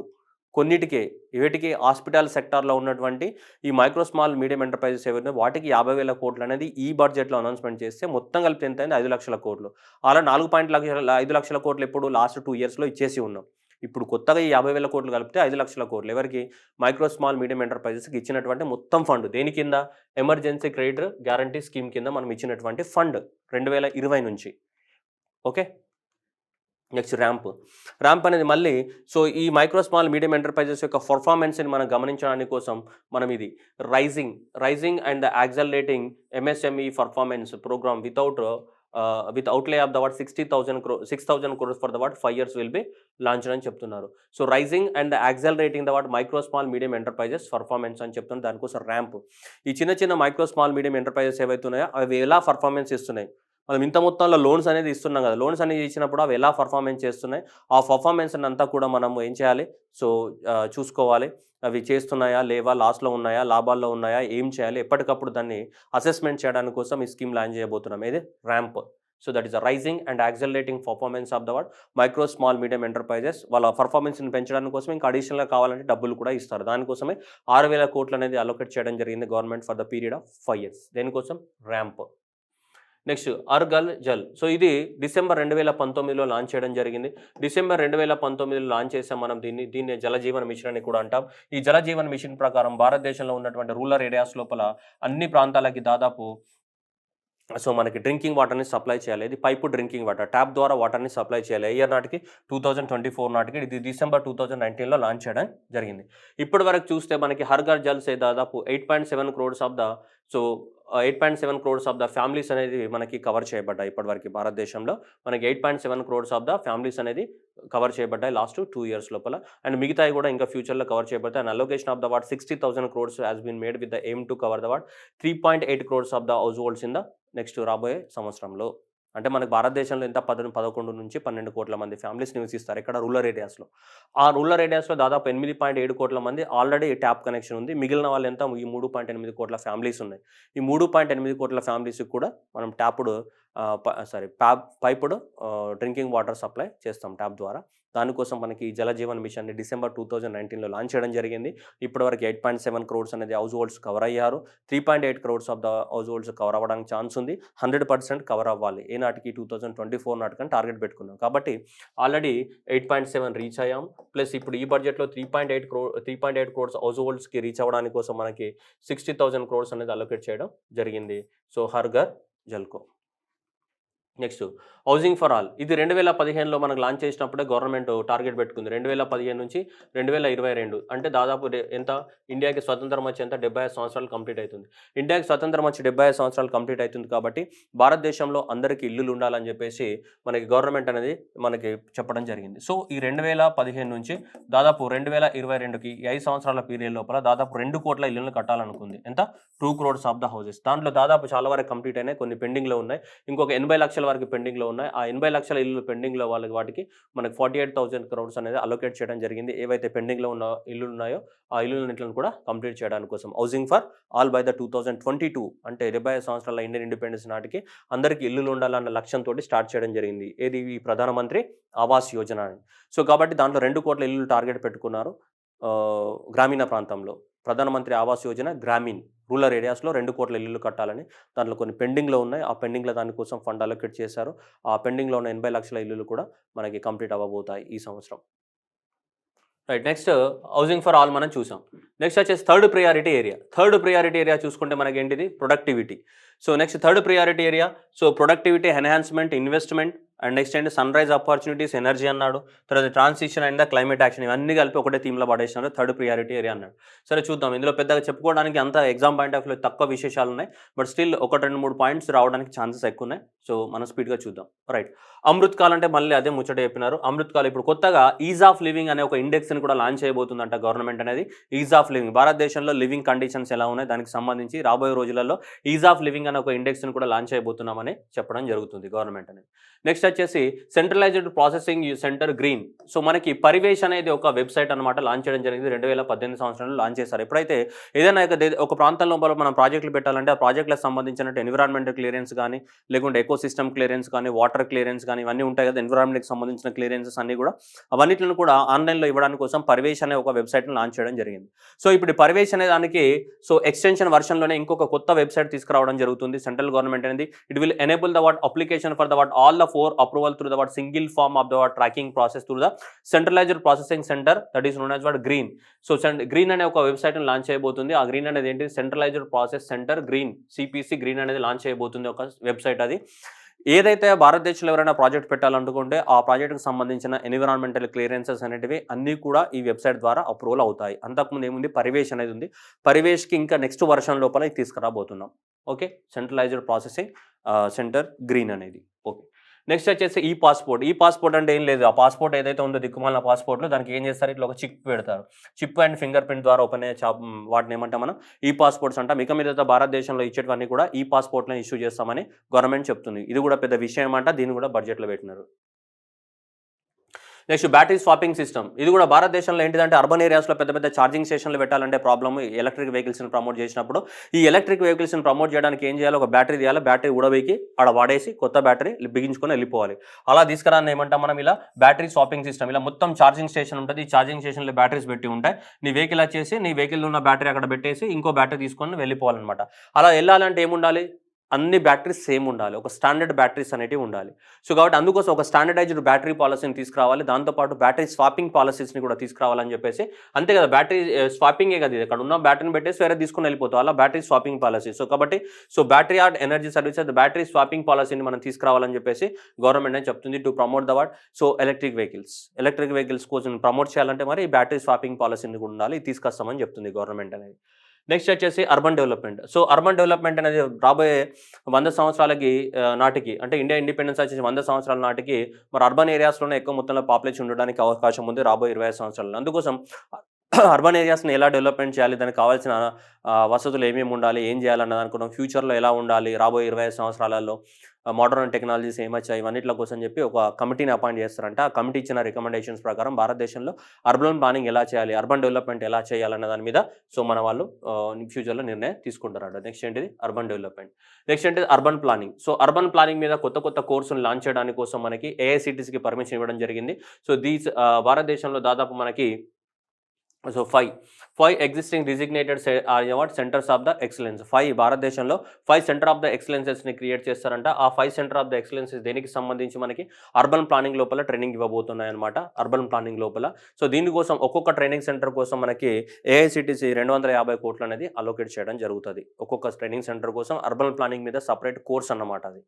సో దానికోసం 5 సెంటర్ ఆఫ్ ఎక్సలెన్స్, దానికి సంబంధించిన ఇంప్రూవ్డ్ సిలబస్ కానీ, క్వాలిటీ కానీ, దానికి సంబంధించిన కోర్సెస్ కానీ అవన్నీ కూడా చేస్తారు. దీనికి సంబంధించి పర్టికులర్లీ అర్బన్ ప్లానింగ్కి సంబంధించి సపరేట్ కోర్సు లాంచ్ చేయబోతున్నారు. నెక్స్ట్ వచ్చేసి ల్యాండ్ రికార్డ్స్ మేనేజ్మెంట్.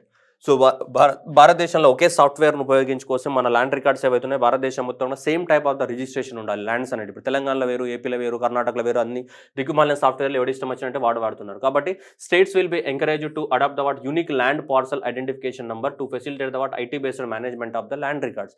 భారతదేశం మొత్తంలో ఇప్పుడు మనకి ఆధార్ కార్డ్ ఎలా ఉందో అలాగే ల్యాండ్ రిజిస్ట్రేషన్ కూడా సేమ్ నెంబర్ ఉండాలి, ఒకటే సాఫ్ట్వేర్ ఉండాలని చెప్పేసి భారతదేశం మొత్తంలో ఉన్నటువంటి ల్యాండ్ రికార్డ్స్ అనేటివి మనకు క్లియర్గా ఉండాలి. ఏ రాష్ట్రానికి ఆ రాష్ట్రం కాకుండా దేశం మొత్తానికి ఒకటే ఉండాలని చెప్పేసి అంటున్నారు. సో అవి ఏవైతే ఈ నంబర్ ఉందో ఈ నంబర్ని దీనికి కనెక్టివిటీ పెడతారు. దీనికి national generic document registration system with 1 nation and 1 registration software తోటి లింక్ చేయాలి. లింక్ చేస్తే అప్పుడు మనకి భారతదేశంలో ఉన్నటువంటి ఏ రాష్ట్రంలో ఉన్నటువంటి ల్యాండ్స్ అన్నిటికి కూడా రిజిస్ట్రేషన్ కూడా ఒక యూనిక్ ఐడెంటిఫికేషన్ నంబర్ జనరేట్ అవుతుంది. దాని ప్రకారం మనకందరికీ తెలిసిపోతాయి అనమాట. ఆధార్ కార్డ్ ఎలా ఉంటుందో అలానే ఈ ల్యాండ్ రిజిస్ట్రేషన్‌ది కూడా అలానే వస్తుందనమాట. సో, దానికోసమే ఇది లాంచ్ చేయబోతున్నారు. ఇది unique land parcel identification number. ఇది రాష్ట్ర ప్రభుత్వాలు ఒప్పుకుంటే ఇంప్లిమెంట్ అవుతది. లేకుంటే ఇంప్లిమెంటేషన్ పెద్దగా జరగదు. నెక్స్ట్ వచ్చేసి యాక్సెలరేటెడ్ కార్పొరేట్ ఎగ్జిట్స్. ఏవైనా పెద్ద పెద్ద కార్పొరేట్ కంపెనీస్ ఉన్నాయనుకోండి, ఆ కార్పొరేట్ కంపెనీస్ అనేది ఎగ్జిట్ అవ్వాలి అంటే వైండ్ అప్ చేయాలి, మూసేయాలి అంటే చాలా ప్రాసెస్ ఉంటుంది. వాళ్ళు తీసుకున్న లోన్స్ క్లియర్ చేయాలి, ఎంప్లాయ్మెంట్‌లకి సాలరీస్ క్లియర్ చేయాలి, హౌస్ రెంట్ ఉంటే రెంట్లు కట్టాలి. ఇవన్నీ క్లియర్ అయిన తర్వాత ఎన్ఓసి తీసుకుంటే, నో అబ్జెక్షన్ సర్టిఫికేట్ తీసుకుంటేనే కంపెనీని వైండ్ అప్ చేయడానికి అవకాశం ఉంటుంది. అలా వైండ్ అప్ చేయాలంటే భారతదేశంలో చాలా టైం పట్టేది. ఒకప్పుడు 6 సంవత్సరాలు పట్టేది. ఇప్పుడు 2 సంవత్సరాల్లో ఇప్పుడు గవర్నమెంట్ అనేది ఇంకా 6 నెలలకే తగ్గించేసింది. ఎవరైనా భారతదేశంలో కంపెనీ పెట్టి లాస్ అయితే క్లోజ్ చేయాలనుకుంటే ఇమ్మీడియేట్‌గా క్లోజ్ చేయడానికి అవకాశం కల్పించడం జరుగుతుంది. దానికోసమే మనకి centre for processing యాక్సెలరేటెడ్ corporate exit CPS అనేది ఒక సాఫ్ట్వేర్‌ని లాంచ్ చేయడం జరిగింది. దీని ద్వారా ఒక కంపెనీ అనేది లాస్‌లో ఉంటే నువ్వు క్లోజ్ చేసుకోవచ్చు. ఎంత 6 నెలల కన్నా మించకుండా within the 6 months of the టైమ్‌లో ఆ కంపెనీని క్లోజ్ చేసుకోవడానికి అవకాశం ఉంటుంది. అలా యాక్సెలరేటెడ్ అండ్ కార్పొరేట్ ఎగ్జిట్. ఎందుకంటే కంపెనీ పెట్టించడం ఎంత ముఖ్యమో కంపెనీ క్లోజ్ చేయడానికి కూడా అంతే అవకాశం ఉండాలి. లేదంటే ఏ కంపెనీ కూడా రాడు. నీకు లాస్ వచ్చినప్పుడు కంపెనీ ఇంకా కంటిన్యూ చేయు, నువ్వు క్లోజ్ చేయని అంటే కంపెనీ ఇంకా లాస్‌లోకి వెళ్ళిపోతుంది. అట్లాంటప్పుడు ఇన్వెస్ట్‌మెంటర్స్ ఎవరు రారు. మన కంపెనీ పెట్టడానికైతే ఎంత తొందరగా పర్మిషన్స్ ఇస్తున్నావో కంపెనీ ఎగ్జిట్ అవ్వడానికి కూడా అంతే తొందరగా పర్మిషన్ ఇవ్వాలి. అప్పుడే మనకి ఇన్వెస్ట్‌మెంట్ జనరేట్ అవుతుంది. లేదంటే రాడాడు వాడు. వాడేమనుకుంటాడు, అరే ఒకవేళ లాస్ వస్తే మనం ఎగ్జిట్ అవ్వడానికి ఛాన్స్ లేదు ఇండియాలో. నేనెందుకు పోవాలి ఇండియాలో, ఎందుకు ఇన్వెస్ట్‌మెంట్ పెట్టాలనుకుంటాడు. సో, కాబట్టి ఎంత తొందరగా పర్మిషన్స్ ఇస్తున్నామో అంతే తొందరగా వాళ్ళు లాస్ అయితే ఎగ్జిట్ అవ్వడానికి కూడా మనం పర్మిషన్స్ ఇవ్వాలి. దానికోసమే ఇది తీసుకొచ్చాం. ఏది యాక్సెలరేటెడ్ కార్పొరేట్ అనేది. యాక్సెలరేటెడ్ కార్పొరేట్ ఎగ్జిట్. దాన్ని సిపిఎస్ అని తీసుకొస్తున్నాం మనం.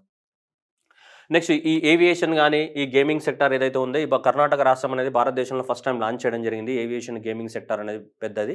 సో, అయితే ఇప్పుడు ఈ ఏవియేషన్ గేమింగ్ సెక్టార్ ఇండియాలో నెక్స్ట్ అప్‌కమింగ్ సెక్టార్. కాబట్టి దీన్ని కూడా ప్రమోట్ చేయడానికి కోసం మన గవర్నమెంట్ ఆఫ్ ఇండియా ఒక కమిటీని అపాయింట్ చేస్తదంట. ఆ కమిటీ ఇచ్చిన రికమెండేషన్స్ ప్రకారం భారతదేశంలో కూడా ఈ ఏవియేషన్ గేమింగ్ సెక్టార్ ఏదైతే ఉందో, దాన్ని ప్రమోట్ చేయడానికి కోసం గవర్నమెంట్ అనేది ఫ్యూచర్‌లో చూస్తుంది. మనకు 2 కమిటీస్ అన్నాం. ఒకటి అర్బన్ డెవలప్‌మెంట్ మీద ఒక కమిటీ అపాయింట్ చేస్తా అని చెప్పింది. అట్లాగే ఏవియేషన్ అండ్ గేమింగ్ సెక్టార్ మీద కూడా ఫ్యూచర్‌లో ఒక కమిటీ అపాయింట్ చేసి ఏం చేయాలనేది గవర్నమెంట్ డిసైడ్ అవుతుంది. Next Bharat net. Bharat net అంటే ఏంటిది? భారతదేశంలో ఉన్నటువంటి ప్రతి గ్రామ పంచాయతీకి ఏం చేయాలి, మనకి 2.5 లాక్స్ గ్రామ పంచాయతీస్ ఉన్నాయి. ప్రతి 2.5 లాక్స్ ఆఫ్ ద గ్రామ పంచాయతీస్‌కి ఏం ప్రొవైడ్ చేయాలి? ఇంటర్నెట్ ఫెసిలిటీస్‌ని ప్రొవైడ్ చేయాలి త్రూ ద ఆప్టికల్ ఫైబర్. దది మేజర్ ఆబ్జెక్టివ్. దేనికి సంబంధించింది? Bharat net project. ఇప్పటివరకు చూసుకుంటే మనకి ఇక్కడ 1.25 కనిపిస్తున్నాయి. కానీ లేటెస్ట్ అప్డేట్ ప్రకారం చూసుకుంటే 1.37 లాక్స్ ఆఫ్ ద గ్రామ పంచాయతీస్‌కి ఆల్రెడీ ఇంటర్నెట్ కనెక్టివిటీ అనేది ప్రొవైడ్ చేయడం జరిగింది. ఎంతకి? 1.37 లాక్స్ ఆఫ్ ద గ్రామ పంచాయతీస్‌కి. సో, కాబట్టి ఇప్పుడు ఈ సంవత్సరం అనేది మిగతా ఈ మొత్తం కూడా 2.5 లాక్స్ అనేది 2025 నాటికి కంప్లీట్ అవుతుందని చెప్తున్నారు. సో, ఓవరాల్‌గా 2.5 లాక్ కదా! ఇప్పుడు ఆల్రెడీ మనకి 1.37కి రీచ్ అయ్యాం. సో, ఇది 2.5కి లాక్స్ గ్రామ పంచాయతీకి పెట్టాలంటే 2025 అవుతదని చెప్తున్నారు. అదే భారత్ నెట్ ప్రాజెక్ట్. దానికి ఇప్పుడు ప్రైవేట్ వాళ్ళ సహాయం కూడా తీసుకుంటాం. పబ్లిక్ ప్రైవేట్ పార్ట్నర్‌షిప్‌లో మిగిలినవన్నిట్లను కూడా ఇమ్మీడియేట్‌గా 2025 నాటికి కంప్లీట్ చేస్తామని చెప్తున్నాం మనం. దేన్ని? సో, ఈ ప్రాజెక్ట్ ఏది? Bharat net project. ఎప్పుడో 2015లో లాంచ్ చేసాం దీన్ని. 2015 నుంచి ఇప్పటివరకు ఇంకా నత్తనడకలా సాగుతూనే ఉంది. నెక్స్ట్ వచ్చేసి స్పెషల్ ఎకనామిక్ జోన్స్ యాక్ట్. మనకు 2005 సంవత్సరంలో మనకి స్పెషల్ ఎకనామిక్ జోన్స్ అనే యాక్ట్‌ని తీసుకురావడం జరిగింది. సో, ఈ స్పెషల్ ఎకనామిక్ జోన్స్‌ని మనం ఏమంటాం? సెజ్‌లు అని చెప్తాం. ఈ సెజ్ అనేది ఎందుకు? ఒక ఏరియా అనేది పర్టిక్యులర్‌గా అలొకేట్ చేస్తారు. ఒక 5,000 ఎకరాలు ఉంటుంది మినిమమ్ ఏరియా. సో, ఈ 5,000 ఎకరాలలో ఏం పెడతారు? వాళ్ళు సెజ్ పెడతారు. ఈ సెజ్ పెట్టేసి ఈ సెజ్‌కి ఏముంటాయంటే, ఈ సెజ్ యొక్క మేజర్ ఆబ్జెక్టివ్ ఏంటిదంటే to promote the what? Exports. ఎక్స్‌పోర్ట్స్‌ని ప్రమోట్ చేసి మనకు ఫారిన్ కరెన్సీని సంపాదించాలి అన్న ఉద్దేశంతోటే వీటిని పెడతారు. ఏంది? సెజ్‌లు. వాటికి సెపరేట్‌గా సో, టాక్స్ కన్సెషన్స్ ఇవ్వడం, బెనిఫిట్స్ ఇవ్వడం అవన్నీ చేస్తూ ఉంటారు. వీటికి సెజ్. సెజ్ యొక్క మేజర్ ఆబ్జెక్టివ్ ఏంటిది? హై క్వాలిటీ ప్రొడక్ట్స్‌ని ప్రమోట్ చేసి వేరే దేశాలకు ఏం చేయాలి? ఎక్స్‌పోర్ట్ చేసి ఫారిన్ కరెన్సీని సంపాదించాలి. అది దాని యొక్క మేజర్ ఆబ్జెక్టివ్. మనం సెజ్‌లు తీసుకొచ్చిన పర్పసే అది.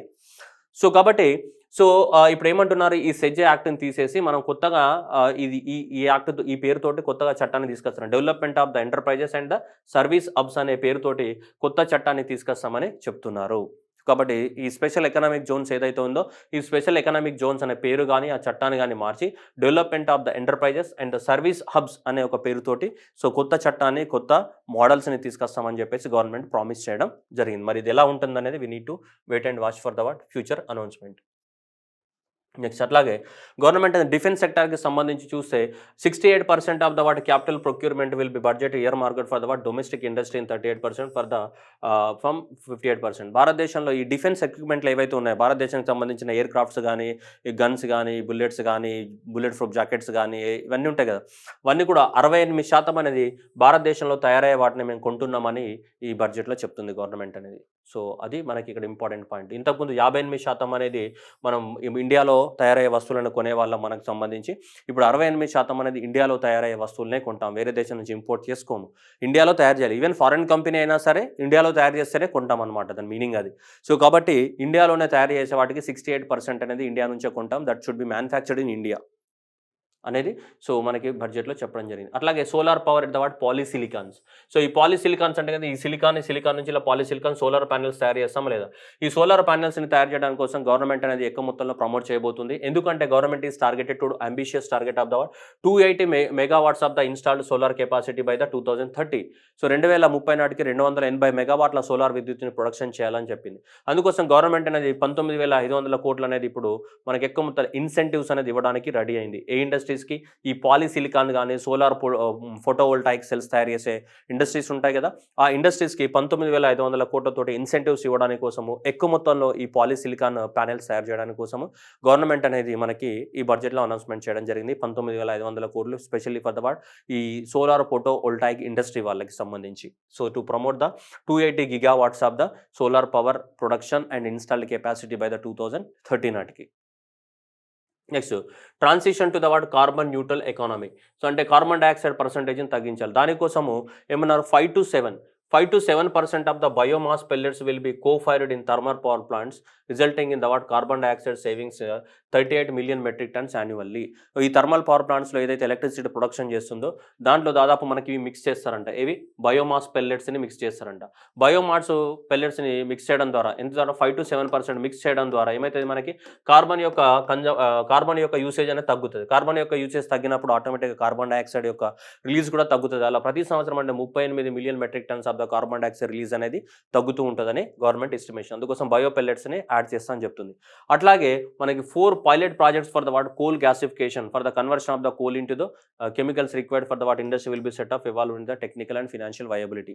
కోల్ నుంచి మనకి గ్యాస్‌ని తీయడానికి కోసము దాన్ని ఏమంటాం కోల్ గ్యాసిఫికేషన్. అలాంటివి సో, 4 పైలట్ ప్రాజెక్టులు లాంచ్ చేస్తాం ఇండియాలో. కోల్ నుంచి గ్యాస్‌ని ఎలా తీయాలన్న బేసిస్ పైన అనేది ఇంకొక second announcement. Next third announcement వచ్చేస్తే మనకి that is through the energy service company business model. Energy service company అనేది ఒకదాన్ని లాంచ్ చేస్తారంట. దాని ద్వారా ఏంటిదంటే ఈ ఎనర్జీ ఎఫిషియన్సీ కానీ, ఎనర్జీని ఎలా సేవ్ చేయాలి, ఎనర్జీని ఎలా అమ్ముకోవాలి, సో కమర్షియల్ బిల్డింగ్స్‌కి ఎనర్జీని ఎలా సేవ్ చేయాలి, ఇవన్నిట్లను గురించి సజెషన్స్ ఇవ్వడానికి కోసం మనకి ఎనర్జీ సేవింగ్స్ సర్వీస్ కంపెనీ అనేది ఒకటి లాంచ్ చేయబోతున్నారు. సో, ఎనర్జీ సర్వీస్ కంపెనీ అనేది దాని ద్వారా ఈ ఎనర్జీ మేనేజ్మెంట్ అనేది చేయబోతున్నారు. సో, అంటే వాళ్ళకి దాంట్లో ఎక్స్‌పర్ట్స్ అన్నమాట. ఎందుకు ఇవన్నీ కూడా కార్బన్ డయాక్సైడ్ పర్సెంటేజెస్ తగ్గించి మనకేంటిది కార్బన్ న్యూట్రాలిటీ తీసుకురావడానికి, ఎకానమీలో కార్బన్ న్యూట్రాలిటీని తీసుకురావడానికి కోసం. Next circular economy. Circular economy అంటే పాడైపోయిన వస్తువులు ఏవైతే ఉన్నాయో ఆ పాడైపోయిన వస్తువులన్నిటిని కూడా తిరిగి యూజ్‌లోకి తీసుకురావడాన్నే మనం ఏమంటాం సర్క్యులర్ ఎకానమీ అంటాం. ఇవి అన్నీ ఉన్నాయి కదా! మనం చూడండి ఎక్కడెక్కడో ఉంటాయి. ఇగో ఎలక్ట్రానిక్ వేస్ట్ గానీ, end of the what life vehicles గానీ, యూజ్డ్ ఆయిల్ వేస్ట్ గానీ, టాక్సిక్ హజార్డ్స్ గానీ, ఇండస్ట్రియల్ వేస్ట్ గానీ ఏవైతే ఉన్నాయో ఇవన్నిట్లని ఏం చేయాలి మనం మళ్ళీ రీయూజ్‌లోకి తీసుకురావాలి. ఇవన్నిట్లని కూడా మళ్ళీ రీయూజ్‌లోకి తీసుకురావడాన్ని మనం ఏమంటాం సర్క్యులర్ ఎకానమీ అని చెప్తుంటాం. ఇవన్నిట్లని కూడా పూర్తిగా రీయూజ్‌లోకి తీసుకురావడాన్ని ఏమంటాం మనం సర్క్యులర్ ఎకానమీ అని చెప్తూ ఉన్నాం. ఓకేనా? Right. Next sunrise opportunities. Sunrise opportunities అంటే ఫ్యూచర్‌లో రాబోయే మోడల్స్ ఏవైతే ఉన్నాయో వాటినే sunrise. First one artificial intelligence గానీ, జియోస్పేషియల్ సిస్టమ్స్ గానీ, డ్రోన్స్ గానీ, సెమీ కండక్టర్స్ గానీ, ఎకోసిస్టమ్, ఫార్మాస్యూటికల్స్ గానీ, గ్రీన్ ఎనర్జీ, క్లీన్ మొబిలిటీ ఇవన్నీ ఉన్నాయి కదా! ఇవన్నీ కూడా రాబోయే రోజులలో ఎక్కువ మొత్తంలో మనకి ఆపర్చునిటీస్ ఉండే సెక్టార్స్ అనమాట. అందువలన వీటినేమన్నా మనం సన్‌రైజ్ సెక్టార్స్ అని చెప్పడం జరిగింది. సో, వీటి లోపల ఇన్వెస్ట్‌మెంట్ పెడితే ఫ్యూచర్‌లో మంచి లాభాలు రావచ్చు. ఇండియన్ ఎకానమీ కూడా గ్రో అవుతాయి, జీడీపీ కూడా గ్రో అవుతాయి అని చెప్పేసి గవర్నమెంట్ ఆఫ్ ఇండియా ఈ సెక్టార్స్ అన్నిట్లను కూడా ఏంటిది మనకి సన్‌రైజ్ సెక్టార్స్‌గా డిక్లేర్ చేయడం జరిగింది. ఇవన్నీ కూడా రాబోయే రోజులలో ఎక్కువ మొత్తంలో మనకు ఆపర్చునిటీస్ ఉండేటువంటి సెక్టార్స్ ఏవి ఈ సన్‌రైజ్ సెక్టార్స్. నెక్స్ట్ వచ్చేసి క్యాపిటల్ ఎక్స్‌పెండిచర్.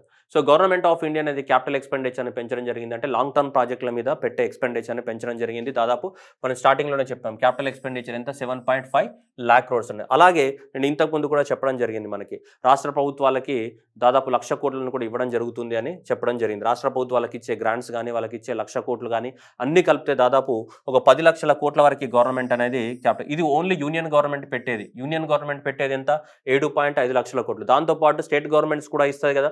స్టేట్ గవర్నమెంట్స్‌కి ఇచ్చే ఎక్స్‌పెండిచర్ ఉంటది కదా!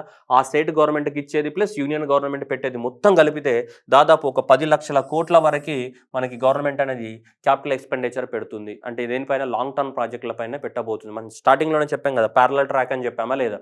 రాబోయే 25 సంవత్సరాలకు కూడా భారతదేశాన్ని డెవలప్మెంట్ చేయాలని ప్యారలల్ ట్రాక్ అని చెప్పాము. ఈ ప్రజెంట్ జనరేషన్ ప్లస్ ఫ్యూచర్ని కూడా కంబైన్డ్గా చూస్తున్నాం కదా మనం. అందుకోసం దాదాపు సెంట్రల్ గవర్నమెంట్పై ఇచ్చే 7.5 లాక్, అలాగే స్టేట్ గవర్నమెంట్స్కి ఇచ్చేటువంటి గ్రాంట్స్ కానీ ఇవన్నీ కలిపితే దాదాపు ఒక 10 లక్షల కోట్లు అనేది మనం లాంగ్ టర్మ్ ప్రాజెక్టుల మీదనే ఇన్వెస్ట్మెంట్ పెట్టబోతున్నాము. Next green bonds. Government of India అనేది గ్రీన్ బాండ్స్ ఇష్యూ చేయబోతుంది. ఈ గ్రీన్ ఎనర్జీని ప్రమోట్ చేయడానికి, సోలార్ ఎనర్జీ కానీ విండ్ ఎనర్జీ కానీ ఇవన్నీ ఉంటాయి కదా, వాటిని ప్రమోట్ చేయడానికి కోసం మనకి గవర్నమెంట్ అనేది ఈ గ్రీన్ బాండ్స్ని ప్రమోట్ చేయబోతుంది. ఓకేనా, ఇది 4th ప్రియారిటీ ఏరియా మనకేంటిది, finance. Okay, green bonds. Next వచ్చేసి గిఫ్ట్ సిటీ. గిఫ్ట్ సిటీ అనేది Gujarat international financial technological city అనేది గిఫ్ట్ సిటీ గుజరాత్లో ఉంది, గాంధీనగర్ దగ్గర. ఈ గాంధీనగర్లో ఉన్నటువంటి గుజరాత్లో గిఫ్ట్ సిటీలో మనకి కొత్తగా ఫారిన్ యూనివర్సిటీస్ లాంచ్ చేస్తారంట. Foreign universities, world class foreign universities, వాటి లోపల ఈ ఫినాన్షియల్ టెక్నాలజీ కానీ, ఇంజనీరింగ్ కానీ, మ్యాథమెటిక్స్ కానీ ఇవన్నీ కూడా అక్కడ ప్రమోట్ చేయొచ్చు. కొత్త వరల్డ్ క్లాస్ ఇన్ఫ్రాస్ట్రక్చర్ తోటి foreign university which is completely exempted from their domestic regulations. India regulations ఏమి వర్తించవు అనమాట. నెక్స్ట్ ఇంటర్నేషనల్ ఆర్బిట్రేషన్ సెంటర్ని పెట్టబోతున్నారు. అంటే ఏమైనా డిస్ప్యూట్స్ వచ్చినప్పుడు సాల్వ్ చేసుకోవడానికి డిఫరెంట్ కార్పొరేట్ కంపెనీస్ మధ్యన. సో ఈ మధ్య హైదరాబాద్లో ఓపెన్ అయింది మనకి ఏంటిది, international arbitration and mediation centre అనేది ఫస్ట్ ఇండియాలో హైదరాబాద్లో ఓపెన్ అయింది మొన్ననే, December 18th, 2021 రోజు. ఇప్పుడు ఇండియాలో రాబోతున్నటువంటి second international arbitration mediation centre ఇక్కడ అహ్మదాబాద్లో రాబోతుంది. ఇక్కడ ఈ మనకి ఈ అహ్మదాబాద్ గాంధీనగర్లో, ఇక్కడ ఈ గిఫ్ట్ సిటీలో. ఓకేనా. నెక్స్ట్ వచ్చేసి వీటికి సంబంధించి ఏది, services for the what global capital for the sustainable and climate finance. Climate చేంజ్కి సంబంధించినట్టు ఫినాన్స్ కానీ వాటి గురించి డిస్కస్ చేయడానికి కానీ అలాంటి వాటికి సంబంధించినటువంటి ఒక ఫెసిలిటీస్ కూడా డెవలప్ చేయబోతున్నాం ఇక్కడ గిఫ్ట్ సిటీలో. అట్లాగే international arbitration centre and next ఇవి గిఫ్ట్ సిటీలో ఏంది, ఫారిన్ యూనివర్సిటీస్ ఉన్నాయి కదా, ఈ గిఫ్ట్ సిటీ ఇవన్నీ కూడా. ఓకే. నెక్స్ట్ ఇన్ఫ్రాస్ట్రక్చర్కి సంబంధించి ఇవి డాటా సెంటర్స్ కానీ, ఎనర్జీ స్టోరేజ్ సిస్టమ్ కానీ, డెన్స్ ఛార్జింగ్ ఇన్ఫ్రాస్ట్రక్చర్ కానీ, గ్రిడ్ బ్యాటరీ సిస్టమ్స్ కానీ, ఇవి ఏవైతే ఉన్నాయో ఇవన్నీ కూడా ఇన్ని రోజులు ఇన్ఫ్రాస్ట్రక్చర్ డెఫినేషన్లో రావు. కానీ ఇప్పుడు రాబోయే రోజులలో ఇవన్నీ కూడా మోడర్న్ టెక్నాలజీస్. వీటికి ఇన్ఫ్రాస్ట్రక్చర్ స్టేటస్ కనుక ఇస్తే ఎక్కువ మొత్తంలో డెవలప్ అవడానికి ఛాన్సెస్ ఉన్నాయి. కాబట్టి సో ఫ్యూచర్లో గవర్నమెంట్ అనేది వీటన్నిటిలో కూడా ఇన్ఫ్రాస్ట్రక్చర్ స్టేటస్ ఇస్తామని చెప్తుంది. డాటా సెంటర్స్ కానీ, energy storage systems, dense charging infrastructure కానీ, గ్రిడ్ స్కేల్డ్ బ్యాటరీ సిస్టమ్స్ కానీ ఇవన్నీ కూడా మనకి ఇన్ఫ్రాస్ట్రక్చర్ స్టేటస్ ఇవ్వడానికి గవర్నమెంట్ రెడీగా ఉంది వీటికి. ఎందుకంటే ఫ్యూచర్లో ఎలక్ట్రిక్ వెహికల్స్ కానీ, ఈ గ్రీన్ ఎనర్జీ కానీ ఇవన్నిటిని ప్రమోట్ చేయడానికి కోసం ఇవన్నీ అవసరం కాబట్టి. Next blended finance. Blended finance అంటే గవర్నమెంట్ ప్లస్ ప్రైవేట్ ఇద్దరు కలిసి ఉంటే ఇద్దరు బ్లెండింగ్ చేసే ఫైనాన్స్. ఈ బ్లెండెడ్ ఫైనాన్స్లో గవర్నమెంట్ అనేది 20%కి లిమిట్ ఉంటుంది, మిగతా వాళ్ళంతా కూడా ప్రైవేట్ వాళ్ళు ఉంటారనమాట. సో మిగతా వాళ్ళందరూ కూడా ప్రైవేట్ ఆర్గనైజేషన్స్ ఉంటాయి. గవర్నమెంట్ యొక్క ఫినాన్స్ అనేది ఒక 20% ఆఫ్ ద షేర్ అనేది గవర్నమెంట్ ఉంటుంది. ఓకేనా. సో అలాగా government backed funds, national infrastructure investment fund NIF government of India దగ్గర ఉంది. అట్లాగే SIDBI వీళ్ళందరూ కలిసి ఫండ్ ఆఫ్ ఫండ్స్ చేసేసి ఒక ఫండ్ని క్రియేట్ చేస్తారట. ఈ ఫండ్ వల్ల ఏంటిది, క్లైమేట్ కానీ, డీప్ టెక్నాలజీ కానీ, డిజిటల్ ఎకానమీ కానీ, ఫార్మాస్యూటికల్ కానీ, అగ్రికల్చర్ టెక్నాలజీ కానీ ఇవన్నీ ఉన్నాయి కదా, ఇవన్నిటిని కూడా ప్రమోట్ చేయడానికి కోసం బ్లెండెడ్ ఫినాన్స్ అనే ఒక కాన్సెప్ట్ని తీసుకొచ్చారు. ఈ బ్లెండెడ్ ఫినాన్స్ అంటే 20% అనేది గవర్నమెంట్ ఉంటే 80% అనేది ప్రైవేట్ వాళ్ళు ఇన్వెస్ట్మెంట్ పెట్టేసి ఈ అన్నిటిని కూడా డెవలప్మెంట్ చేయడానికి కోసం గవర్నమెంట్ కూడా సపోర్ట్ ఇస్తుంది. దాన్ని బ్లెండెడ్ ఫినాన్స్ అంటాం. ఆ బ్లెండెడ్ ఫినాన్స్లో గవర్నమెంట్ యొక్క 20% ఆఫ్ ద షేర్ ఎక్కడి నుంచి వస్తుంది అంటే ఇక్కడ నుంచి national infrastructure investment fund plus SIDBI వీళ్ళిద్దరు రెండు కూడా గవర్నమెంట్ ఆఫ్ ఇండియా ఏజెన్సీస్ కాబట్టి వీళ్ళు ఒక 20% కాంట్రిబ్యూట్ చేస్తే మిగతాదంతా 80% అనేది ఎవరు, ప్రైవేట్ సెక్టర్ వాళ్ళు కాంట్రిబ్యూట్ చేస్తారు. దాన్ని ఏమంటాం, బ్లెండెడ్ ఫినాన్స్ అంటాం. అలా ఈ సెక్టార్స్ని డెవలప్మెంట్ చేయాలి. డీప్ టెక్నాలజీ కానీ, డిజిటల్ ఎకానమీ కానీ, ఫార్మాస్యూటికల్ కానీ, అగ్రికల్చర్ టెక్నాలజీ కానీ ఈ సెక్టార్స్ని డెవలప్మెంట్ చేయడానికి బ్లెండెడ్ ఫినాన్స్. నెక్స్ట్ RBI అనేది మనకి డిజిటల్ రూపీని లాంచ్ చేయబోతుంది. మనకి digital rupee. So RBI launch చేస్తే అది ఎలా వర్క్ చేస్తుంది, ఏం చేస్తుంది మనకి ఇంకా తెలియదు. That is the central bank digital currency. Central bank ఎవరు, RBI లాంచ్ చేయబోతున్న కరెన్సీ పేరు ఏంటిది మనకి, డిజిటల్ రూపీ. ఈ డిజిటల్ రూపీ అనేది మరి ఎలా లాంచ్ చేస్తారు, ఎలా వర్క్ చేస్తుంది ఇది అనేది మనకు తెలియదు. ప్రస్తుతానికైతే మీ అందరికి తెలిసింది ఏంటిది, so all the crypto currencies, all the digital currencies works on the basis of the what, block chain technology basis పైన నడుస్తాయి. అలానే మన భారతదేశంలో రాబోతున్నటువంటి ఫస్ట్ డిజిటల్ కరెన్సీ పేరు ఏంటి, డిజిటల్ రూపీ. మరి ఎట్లా ఉంటుంది, ఏముంటుంది అని ఫ్యూచర్లో చూద్దాం. Next financial assistance to the states. Already అని చెప్పానండి, that is the scheme for the what financial assistance to the state at the capital investment. So దాదాపు ఎంత అని చెప్పాము మనం, 1,00,000 కోట్ల రూపాయలని గవర్నమెంట్ అనేది సో సపరేట్గా ఫండ్ పెట్టింది. ఎవరికి ఇవ్వడానికి, రాష్ట్రాలకు ఇవ్వడానికి కోసం. ఎన్ని సంవత్సరాలకి, 50 years of the what interest free loans. ఎన్ని 1,00,000. స్కీమ్ పేరు ఏంటిది, so the scheme for the what financial assistance to the states for the capital investment. So 1,00,000 కోట్ల రూపాయలని మనకి ఇవ్వడానికి కోసం 50 years of the interest free loans. Okay. So ఇది మనకి సో ఉన్నటువంటి ఏంటిది, 40Aలో ఉన్నటువంటిది పార్ట్ 1లో ఉన్నటువంటి బడ్జెట్. నెక్స్ట్ పార్ట్ 2లో మనం మాట్లాడుకుందాం. టాక్సెస్ ఏంటిది? ఏ టాక్స్ ఎంతొచ్చింది? ఏ హైయెస్ట్ టాక్స్ ఏంటిది? ఓకే. సో దేని మీద టాక్స్ పెంచారు, తగ్గించారు, ఫిస్కల్ డెఫిసిట్ ఎంత, రెవెన్యూ డెఫిసిట్ ఎంత, ఇవన్నీ ఉన్నాయి కదా! సో అవన్నీ కూడా మనం నెక్స్ట్ మాట్లాడుకుందాం. ఓకేనా? So thank you everyone and all the best.